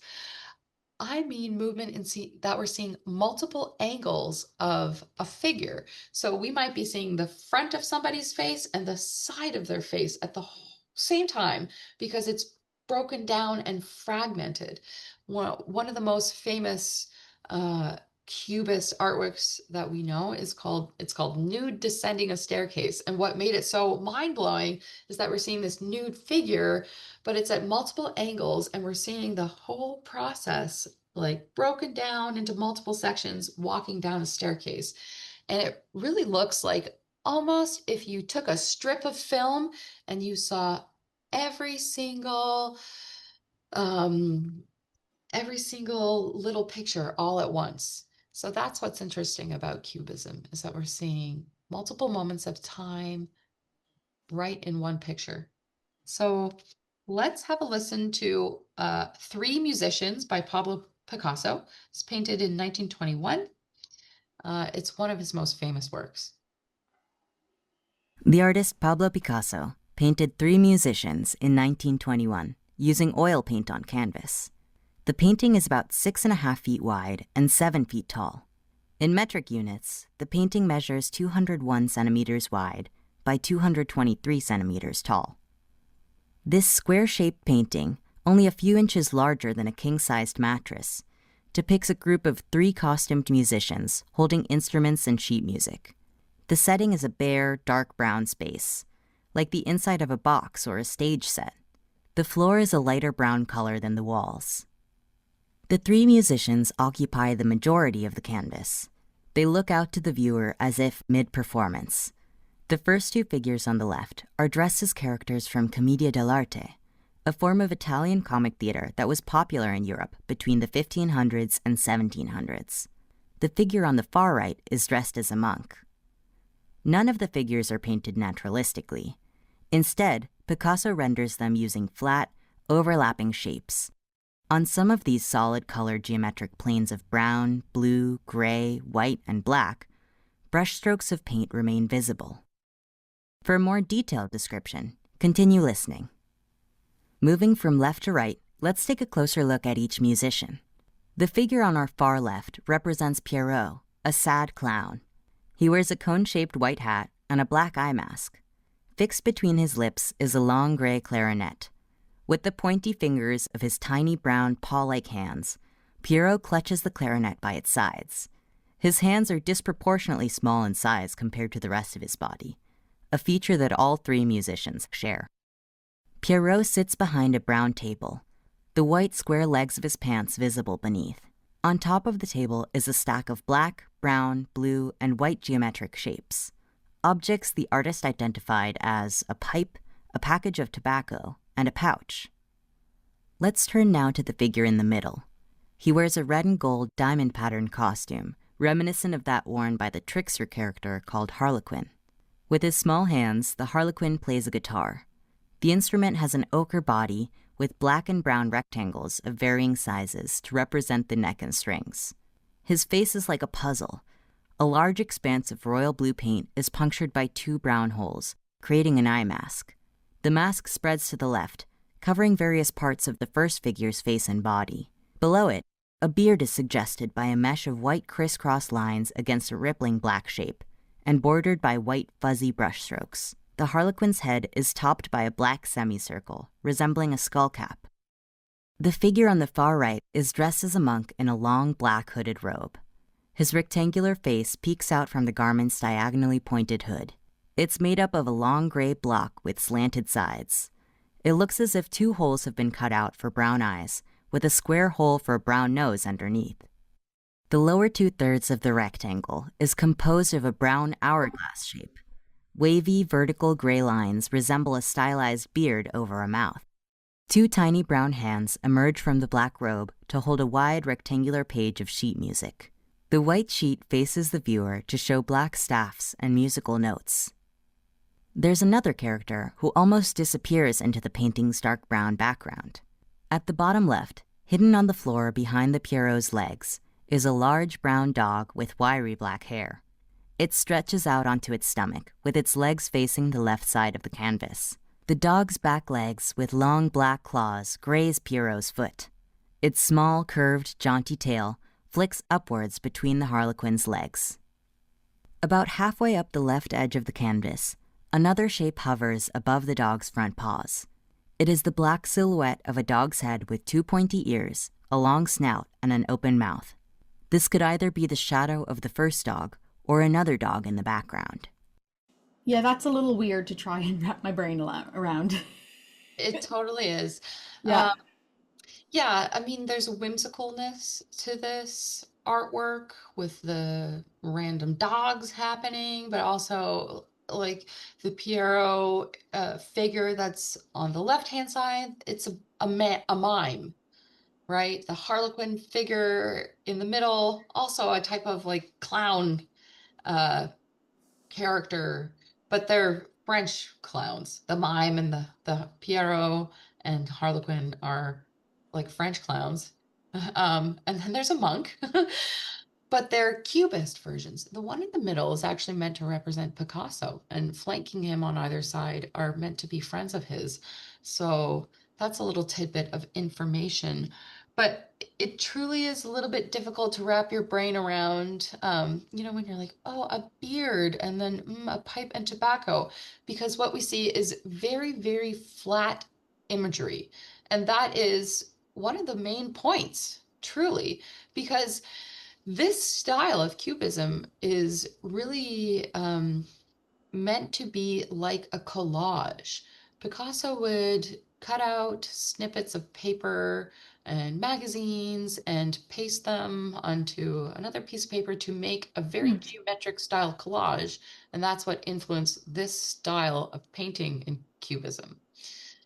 So it's meant to look like chopped up pieces of paper. Yeah. That I would believe. Yeah. Because I think I make out legs. Yep. Those are probably the easiest thing for me to make out. Yeah, legs that kind of look like the legs of a chair because they're so geometric. Yeah. Yes. They're like picture frames with missing a bottom. And the beard looks to me like I can make out the beard, but it looks to me like one of those old washboards. Yes, it does. Like from the TV where you wash your clothes on those old washboards. Yeah. But like I can make out individual pieces, but I can't make out the full piece. It's like I'm looking at little things and I'm like, oh, like there's that washboard, but how does that make a face? Okay, how does that? So, and I'm sure that's probably me with like the various blind spots I have that I can't put the puzzle pieces together. And maybe fully sighted people are looking at it like a visual trick, and then all of a sudden the pieces kind of float and they're like, oh yeah, I can see how that works. So maybe your sight, your mind and your eyes need to do this sort of dance together before they're like, oh, I get it. Or maybe they don't. I don't know. It's not meant to be realistic. It's representative. Right. Just like we could look up at the sky and look at clouds and say, oh, that looks like a fish, but it isn't. Right. Or how people see things in their grilled cheese sandwiches. Yes. Just like that. So our minds piece things together anyways, whether Yes. we like it or not. Yes. So what you see is your subjective experience, and that's an important piece of the puzzle. And what I have is something different. And what Picasso tells us in his, manuscripts and his little diaries is something else, or what he's told his friends, like, this is supposed to be me. If he never said this figure in the center is supposed to be me to anybody, nobody would ever know that, because that does not look like Picasso. We have photographs of Picasso. It doesn't look like that. It doesn't even look like a human. It looks like a robot man because it's so geometric and it's so flat. Yeah. So what is it about these types of paintings that people gravitate towards? Well, you know what? Like at the time, his friends around him and artists around him were, they're blown away about how progressive it was. And Right. it was interesting. It was pushing boundaries. But if you think about the rest of the world around him, people who were not involved in that scene, just catastrophically are just terrible. We all hate it. You know, that it's that art. It's the art where people walk into the museum and they see Jackson Pollock, which is this painting, say, "What is this? I hate it. I could do it." So at the time, it's not necessarily well received. Besides the people around him and the people who are like, "Wow, this is just like mind blowing." You're really making waves and pushing the boundaries of like what art is, what it can be. And that's why it's really important in art history, and why we look at it now and think, oh my gosh, I can't believe you did this at the time. Right. And yeah, because when somebody makes a work that looks like this now, nobody bats an eye. They say, okay. But at the time, people thought, oh my gosh, Where'd you get that idea from? Yeah. what? I've never seen anything like this. Yeah. Because this is 1921.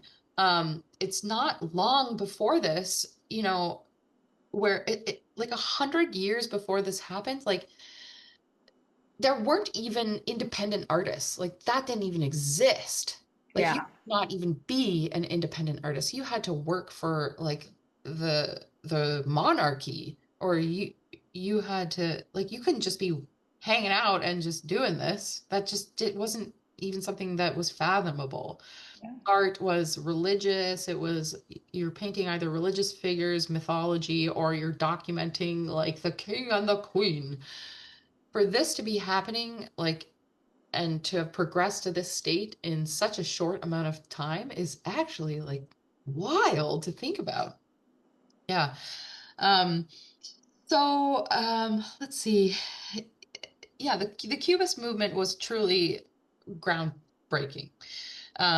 Because the depictions of figures, and yeah, basically the depictions of literally anything was so wacky and so different that it just like blew people's minds.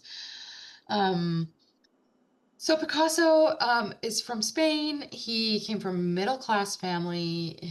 He experienced the loss of a sibling at a very young age. This really affected him profoundly.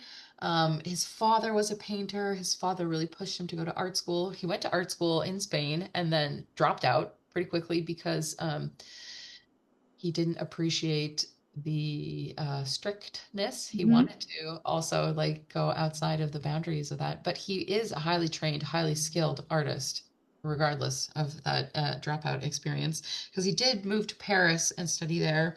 But he experienced severe poverty on his way up and up. And I appreciate this fact of when he was like trying to pay the bills and really struggling to make it, and he made it big. But in that little time period, he was burning his artworks to keep warm. So found that, it's kind of interesting because later this guy becomes Picasso. He was kind of like a known womanizer. His he was known to have his muses. Um, And yeah, I mean, he's very, very celebrated still.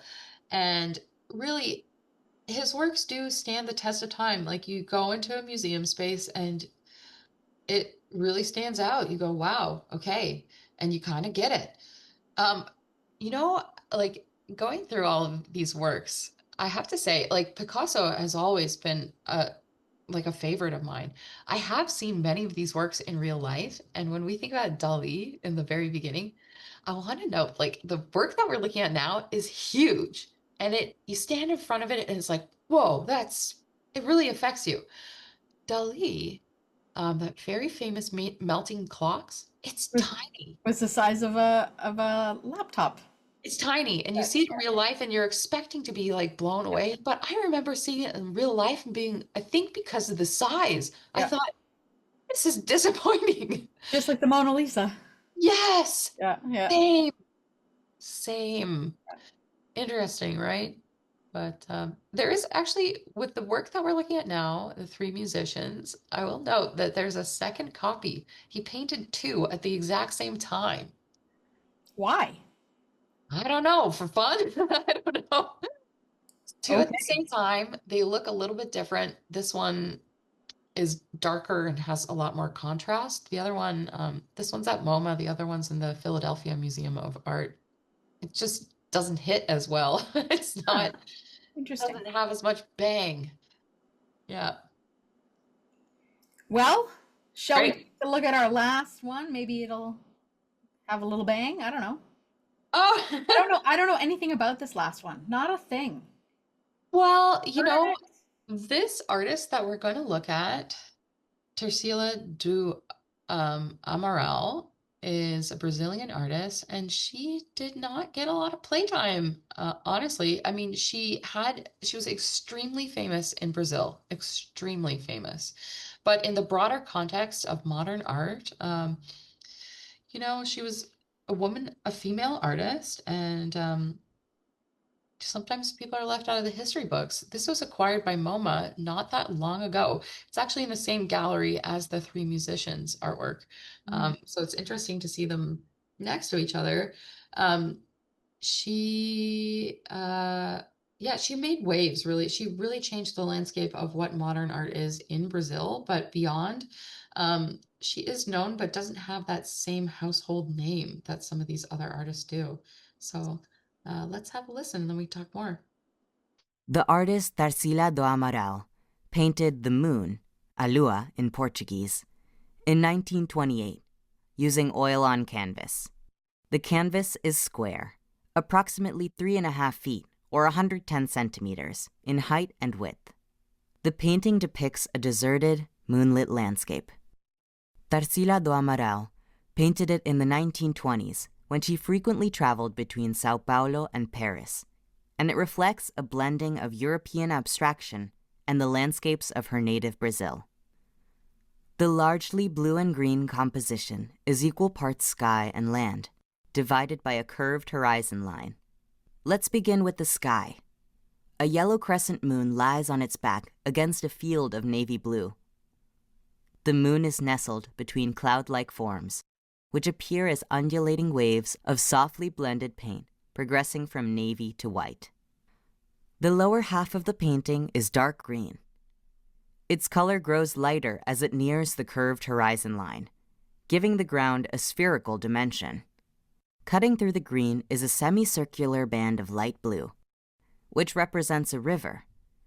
It arcs from the bottom left to the bottom right corner of the canvas. The area below the river forms a green semicircular island. A lone cactus resembling a human figure stands upright in the foreground along the riverbank. Rendered in dark green, the body of the cactus is shaped like an upside-down pear. It has two egg-shaped appendages, one on top, evoking a head, and another on the right side, outstretched like a hand.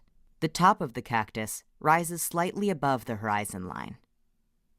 The cactus, ground, and clouds appear three-dimensional, with gradations of color defining their forms. In contrast, the river and moon appear flat, as they are each painted with one solid color. While the moon does not appear to emanate light, The clouds, cactus, and horizon below look softly illuminated. Now let's explore this work further with a curator. Tarsila do Amaral is a very good example of the way that we are still learning and rediscovering the history of modern art. The painting takes its name from the moon, which is very prominent at the upper center.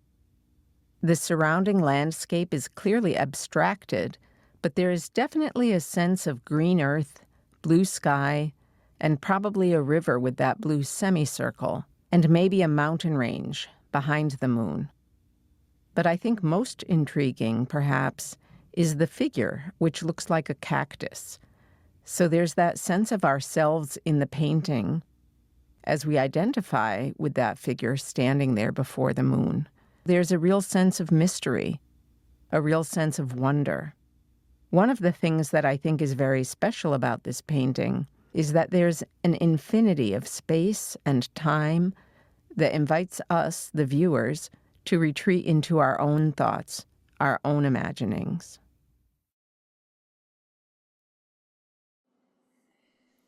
There's something about this one that I find super evocative, and I think it's because it's simple in its depiction. Like there's not a lot of moving parts to it, like visually.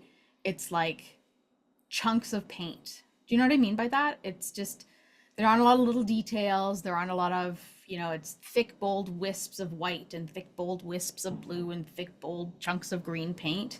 And so visually for me, it's just chunks of color. I agree. And I like that. I completely agree with you. And there's some type of mood to it. Yeah.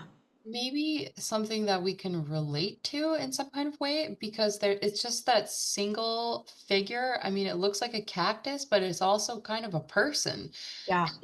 I don't know. I mean, have we all not stood and just like felt that evening dusk air, and or like evening air, and the moon is out and it's just like it has a vibe.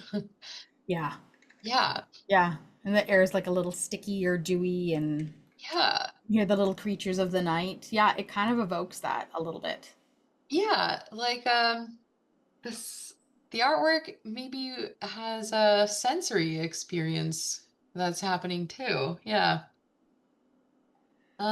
This work, like the curator said, we're still always learning new bits and pieces of art history because there's so much left out of the narrative. The narrative was told to us by men, and often white men throughout the ages, and like who wrote the history books. And that's something when we go back to Faith Ringgold, who had that violent image of all of the people that she created during the civil rights movement. She really mentioned that in her works, and in her statement about how it was important to sort of rewrite that history and like bring other people into the message, like as artists, and like who gets to tell the story. And for Tarsila do Amaral, she was there doing, creating work, and in the broader narrative of what modern art is, she wasn't always mentioned, but in her home country, she was, and she was a big, big deal. And that was important to her. It was like a lifelong dream. So she was born into a very wealthy family. And this was 2 years after slavery ended in Brazil. Um, and in this era, women were not encouraged to seek higher education. So common amongst like many countries, right? But it was especially like if you're from an affluent family, like women, no, like you're just meant to be at home and live your like classy lifestyle, right? But she had very supportive parents, and parents who were interested in travel, and they traveled to Spain when she was a teenager. And at this point, she's already interested in making art, and she was just extremely inspired, and then eventually traveled back to Spain to study in Barcelona as a painter. Um, And then from there, also went to Paris to study. And she was a contemporary of Picasso. So she also knew Picasso. It seems like Picasso really got around. Like everybody just knew Picasso. I feel like I mentioned that with like 3 or 4 of these artists. They all just knew this guy. So yeah, and it was important to her to bring these like theories and these even like political messages and just like how things work back to her home country of Brazil, which is where she ended up living, and really, um, you know, make this an important part of the culture there, because at that point there was not a museum of modern art in Brazil. Um, there's like I read that there's this Brazilian term, or well, so no, it's not a Brazilian term, but Brazilian modernism had not happened, and she was like wanting to bring it to Brazil. But there's a term called anthropophagia, which is a type, it means basically cultural cannibalism, which is a movement. And it was proposed that, like she proposed, she wanted Brazil to digest European art to create something new. So it wasn't necessarily like she didn't want to incorporate Brazilian culture or iconography or historical context. She wanted to create something entirely different, and she really did. Mm. She centered her national identity in the works that she made. We're seeing a cactus here. Um, Not that I know if there's cacti or not in Brazil. I'm sure maybe, I don't know. um, I've never been, but she's really creating something very new, and it changed the art world um, in Brazil. Yeah. It's super, super interesting. And when I close my Zoom window a little bit, Mhm. and I just have that's the picture small, this is going to sound so wacky, but the way it appears with the moon, the crescent of the moon being upside down, Yeah. um, it's like it kind of looks like the top of an eagle's head, with that being the pupil of the eye. It's Whoa. really weird to me because I've got my screen is really small, so it's kind of like the top of a bird's head poking out of the sky, poking out of the grass. It's really weird. It's like I got I an can eye staring see right what at you me. mean. Yeah, yeah. Um, Yeah. Anyways, it's just like that's that subjectivity thing coming through. That's that perspective thing. That doesn't fit in necessarily to, but it's when we experience art, we experience different things. And this is why art is so interesting, because we anybody in this space has heard me say this before. We bring everything that we have, all of our baggage that we carried from the moment we started creating memory to this very moment that we're having this chat, into whatever this is we're experiencing, and You, can't yeah. help but allow that to um, integrate into whatever you're experiencing.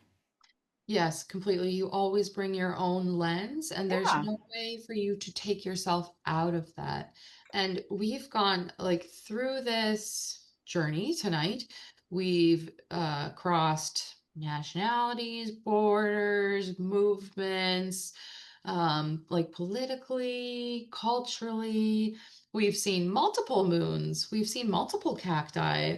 Um, but we've seen more realistic imagery, more abstract, and dreamscapes, like everything. But we're all going to bring like so much to each image, like from where we're from, for example. But it could even be, one specific event that happened to us. Like maybe we're connecting that somewhere, but even all of our senses. And, this is something that I learned when, for example, like when I took a workshop on how to describe, like how to visually describe art, like you can bring smell into it, and that's going to Yep. connect somebody instantly. The Yep. sky is like, Earl Grey. Yeah. And Absolutely. that's going to create maybe a nostalgic effect for somebody. Yep. Yeah. Smell, sensation. Everything. All sorts of things. How does the wind feel? Does it make you feel Yeah. chilly? Yeah, we talked about the dew air in the night, right? Yeah, all sorts of things. So this is what I'm calling, this is my own little catchphrase. This is what I'm calling a conversation through art. Mm, So when I go into galleries now, it's like, even if there's a described tour, it's like I'm having a conversation through the description, right? And the conversation is, through the describer as sort of the vessel, through the describer to the artwork back through me. So we're having this description through this conversation through the artwork, and the describer's the vessel, right? wow. So I can ask my questions through the describer. I can have this conversation through the describer. The describer is the vessel. That I can have a conversation with the artwork, and everybody else is having conversations with the artwork through their eyeballs and their heart. Mm. And I get to have it through the vessel of the describer. And any describer or human, right, that I have this conversation with, it will be different. Yes, completely. And But you are giving me something too, because now I'm seeing an eagle and so it's much more. Every little bit of information or something that you've seen that I haven't or felt that I haven't, it's changing my experience as well. That's what art is supposed to do. I think that's what I think. I think we're supposed to be able to imprint on each other. And Yeah. then what we do is we take this moment that we've had together, all of us in this space, because it'll never happen again. And the next time we experience art, whether it's together in this space or in a gallery somewhere, we can reflect on another piece that we saw. We witnessed the three musicians together from Picasso, and that reminds me of, like when we're with another work, that reminds me of Frida Kahlo's, my what is it, my grandparents, my parents, and me. Yes. Because we have a memory of what we experienced, or oh, that reminds me of the melting clocks, or whatever. But that's kind of the idea, is if I can't see the art the way that traditional working eyeballs would see art, whatever that means, then I have to be able to have a conversation through art. Yeah. I love that. Yeah. Yeah. Next time I eat a real floppy piece of pizza, I'll remember that you said that. I'll say, Amy said this is like the clocks. Oh gosh.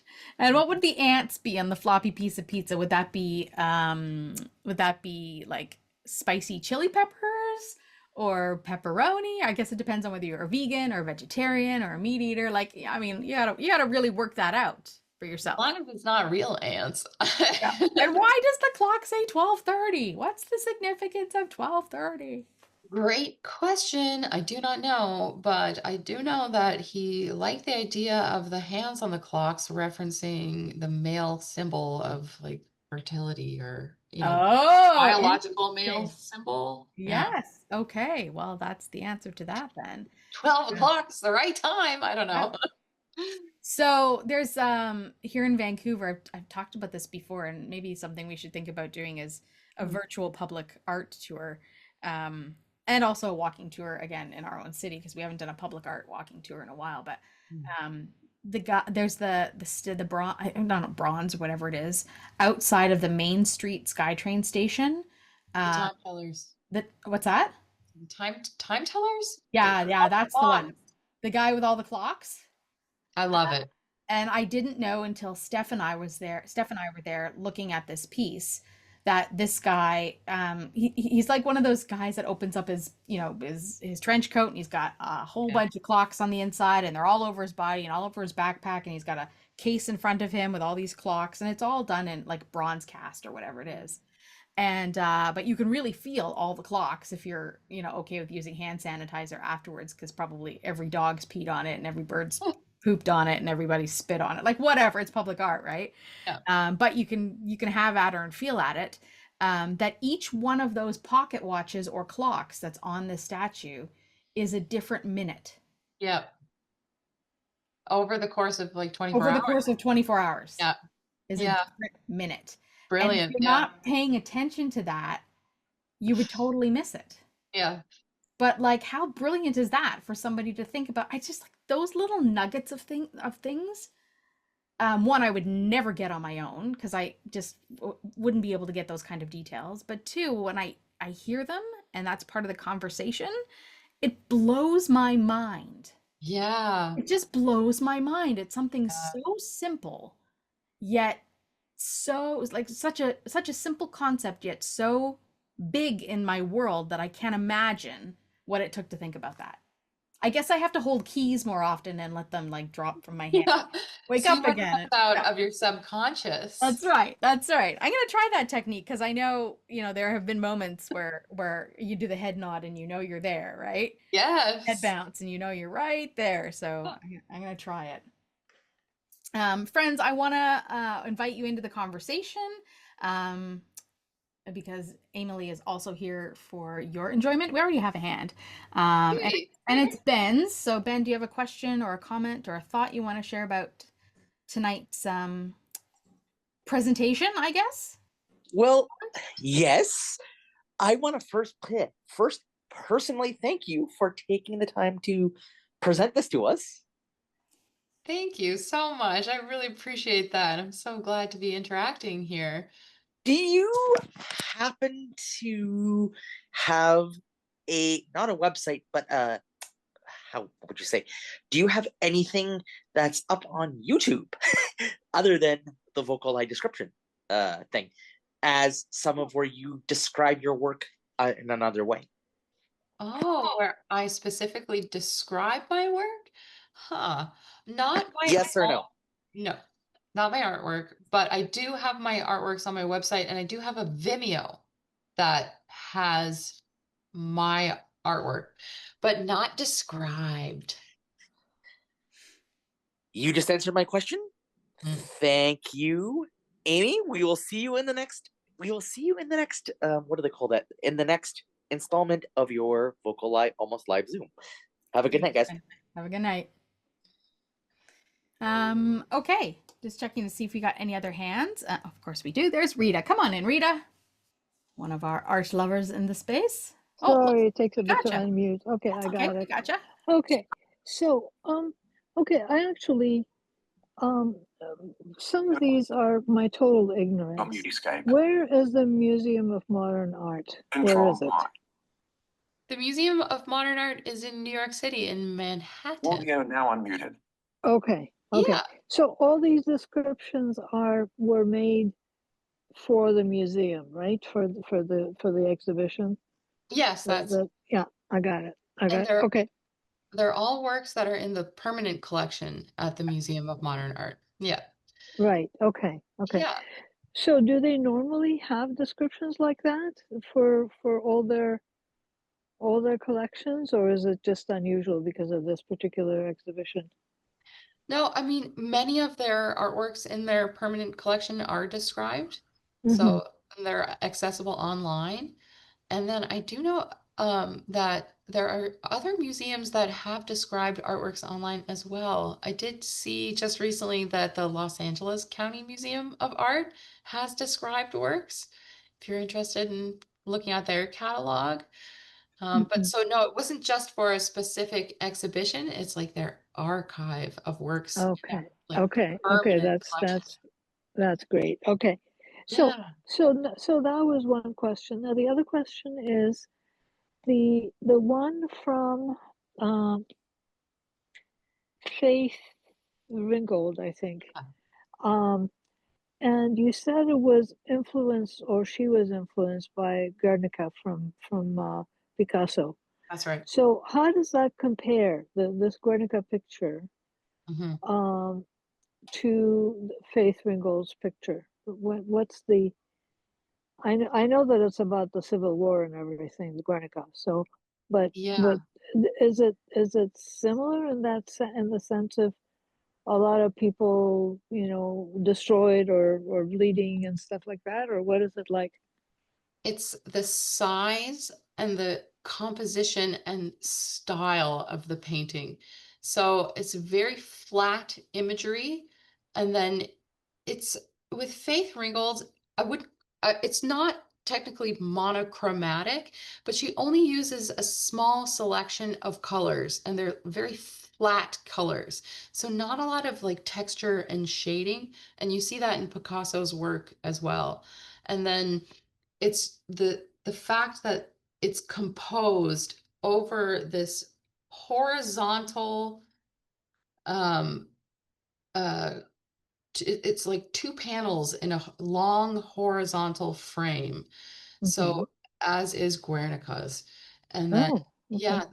and the fact that it's depicting like a war-like scene. It's this chaos, it's catastrophe, it's like terrorizing, it's scary. Many figures are overlapping. So it's a very similar type of composition. Okay. Okay. Okay. Okay. Then one more question, and then I'm going to let you go. So the Picasso picture that you guys showed was a cubist picture, Right. but I had heard that Picasso had a bunch of different periods that he did different types of painting, different times of his Yes. life. Yes. So this Guernica, was that at the same time as the Cubist period, or was it in a different category? Yes. Let's look up the exact year is going to be later. Guernica is Mhm. going to, Guernica is 1937. yeah, so that's going to be right in the midst of the war. Mhm. Whereas the painting we looked at was in the 20s, 1921. I think you said 21, yeah. Yeah, I think so. Yeah. But you're still in that Cubist time frame, or just sort of fringe, like on the Mhm. outskirts of it. Picasso did work in many different eras. They called them eras for him because he was quite talented Mhm. as an artist. He could paint in truly any style he wanted and fit Wow. any genre that he wanted. Yeah. So he could paint a portrait of someone and have it look exactly like them, like very realistic if Oh, he, really? Okay. yeah. Um, let's just have a look. So it's Cubist inspired, but it really does fall under Cubism. And I would call it Mhm. Cubism as well, but it's Okay. those later years. Uh-huh. Yeah. Uh-huh. Incredible painting. I've never seen it in real life. I would love to. Yeah. I just Yeah. put a link in the chat, Rick. Maybe you can, that is Guernica, and maybe we can bring it up, and maybe Emilie, you can do a description of it for Rita, Sure. Oh, if folks have time for that. Maybe we'll get the other questions, Rita, and then we'll okay. come Why don't back you while guys we're get the trying to load that. questions and then, yeah, okay. Okay, cool. Thank you. No problem. Okay, let me go back to my list of hands here. We've got a hand from Karen. We'll go to Karen and then we'll go to Lori. Amy, thanks, Emily. It was really enjoyable. I've been to MoMA, and I really appreciate the extensive descriptions you've given tonight. This is great. I have a comment on the last painting, the Brazilian one. My first impression was similar to yours, Amy. To me, it wasn't an eagle, but it was a human eye. So the moon was the iris, and I could totally see the eyebrow above, and the upper and lower eyelids. Like that was the very first impression I got. That's this is an eye looking out at me. Wow. Oh, I love that. I love that. It's so cool to hear everybody's different experiences. Yeah, it does look like an eye. Thank It's you for that sharing air that. quote slow looking thing when you just take a step back and you're like, what is that yellow Right? half circle thing? Yeah. And maybe it has to do with our low vision, that we get Maybe. that, sort of bigger picture rather than the detailed picture. Yeah. Yeah. Yeah. Thank you. Perspective. Thanks, Karen. I love it. Lori, I think you had a hand too. Audio now on. No, the painting looked like the yeah, by the, oh god, now if I can say it right. It looked like the cactus. No, I'm not saying it right. It's not going out. Tongue is not working tonight. The cactus. Just the way it describes, it sounds like it almost could be a real person. Yeah. Despite, this with and with the colors on it, sounds like it almost has two heads with it instead of one, just the way you described it. 'Cause I've seen cactus and I know what they look like, but they don't look like people. This one almost thinks he looks like a person. This the way it's been painted. And stuff, just, the way you described it. So I could be wrong, but that's just the way the impression I got. There is no wrong. There is no wrong at all. But that's exactly what I pick up on too. And also what I was talking about with Amy, because there was something that I was experiencing when looking at it too, where I was like, I feel like I'm that figure. It is a cactus, but I feel like it's a person too. And I feel like I'm a figure standing there under the moonlight. Because the cactus has all those thorns on it and everything, and this doesn't make me feel like it's got thorns, just the way Yeah. it's described, Yeah. So that's what I think about. And that other painting you described with all the people bleeding and everything, it's like, okay, that was a little much. Like, okay, all that bleeding on one painting. No thanks. Yeah. Well, it's not everybody's cup of tea. But in a historical context, it's so meaningful. But sometimes you got to turn your ears off, I guess. Well, but yeah, I did too. But you did some wonderful describing tonight. Thank you. Thank you so much. Rick, were you able to pull up that image for us? Oh, and of course we got some other hands. So let's go to Brian. Come on in, Brian. Have a chat with us while we're waiting for Rick to see if he can pull up that image of Guernica. We've got Picasso in front of us. We have Guernica.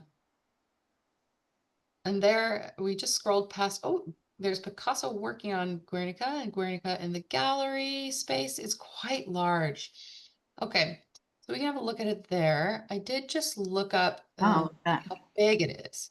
So I'm going to say it in meters. I think for me, that makes sense in my brain because the inches, it's so many inches that I cannot compute.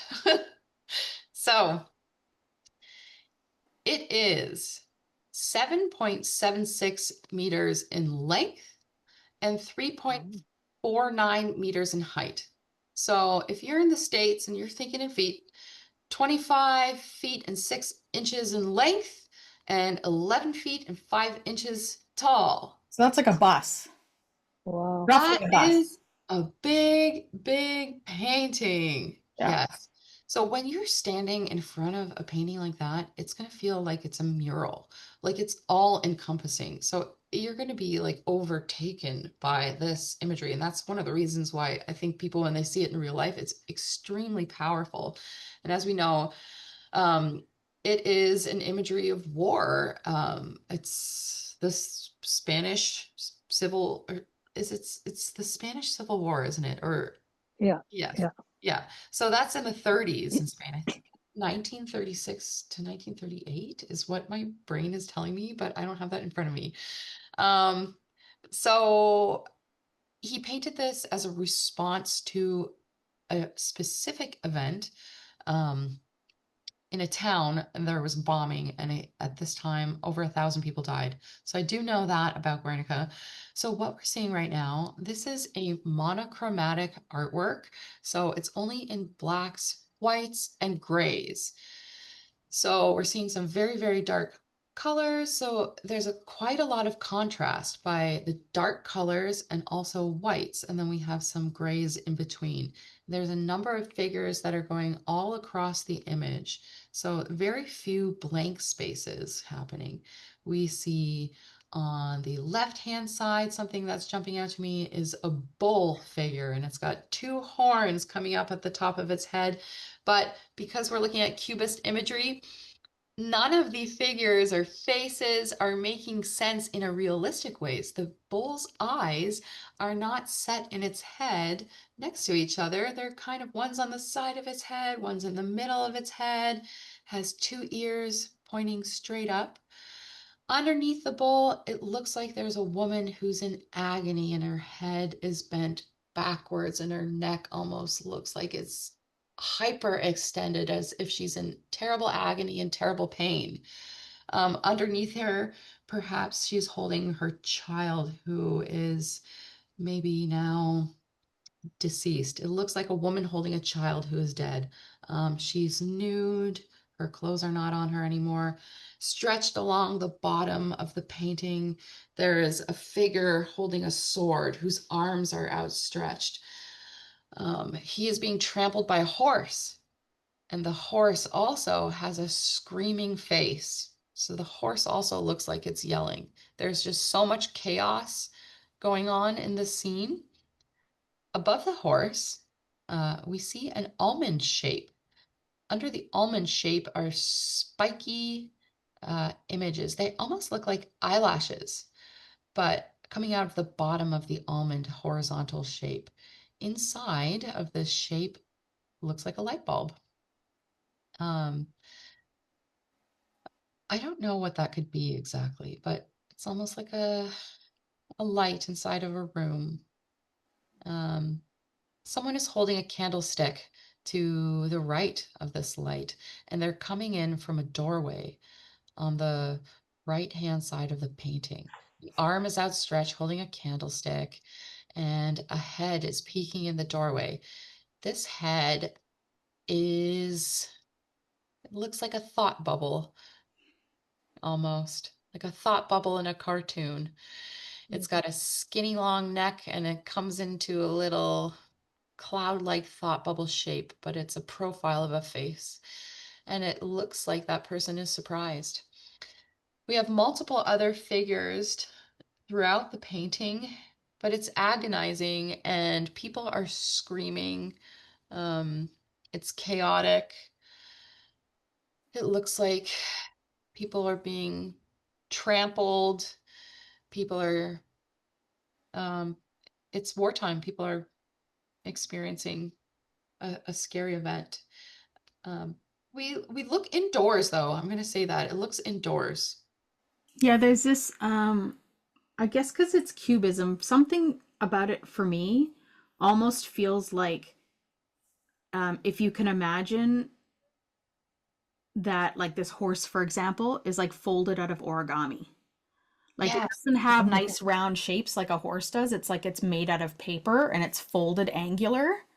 Like nothing has nice rounded pretty like shapes. Everything is angular and rough edges and not, you don't want to touch it. It's not pleasant to experience. Like, it's all part of that feeling that you get in your gut when you're creeped out. Yes, it's sharp, it's stark. Yeah. Yeah. If this was a sound, it would be nails on a chalkboard. Yes. And Oh, yeah. I Yeah. will also note that he's using light in an interesting way. Like, I noted that there's a light on the top, looks like an almond shape, but there's a light bulb inside. And also this person holding a candlestick. They're coming in through a door. But the way the light is shining on some people's faces is very angular, and it's alarming almost. Like someone is bursting in through a door with their candlestick, and the light shines almost like a flashlight would, like in an angular Beam. triangle shape. A beam. That's Yeah. a word that's And a beam. I'm looking for. A beam. Yeah. Hmm. And then it casts these weird shadows, which is like that grayscale almost you were talking about. Yeah. And triangular, sharp. Yeah. Mm-hmm. Rita, I'm gonna send an audio file from YouTube that has kind of they're like 13 minutes long, but it's an analysis of this painting. So it talks a bit Oh, about okay. like history of the war, and if we had been prepared, we could have listened to it in advance, but to Yeah. talk about it. But Thank you. I'll have that sent around, and then you can try and put that together with our rough on the spot. Yeah, that's great. Description Thank of you. this. Thank you both for trying this. No It problem. is like the artwork itself is a response, like it's responsive to the event, but it's a protest also. Like, I know that Picasso made this in a very quick turnaround time to the event to show people what is happening. And so similarly to Faith Ringgold, like her idea with her work is to show people what is happening. It's a response, and it's about showing people like the events of, something that is really awful that is happening and going on. Like, people need to know this. It's an act of activism, right? And so that's what Picasso was doing as Yeah, well. yeah. Yeah. Great, thank you. Yeah, yeah.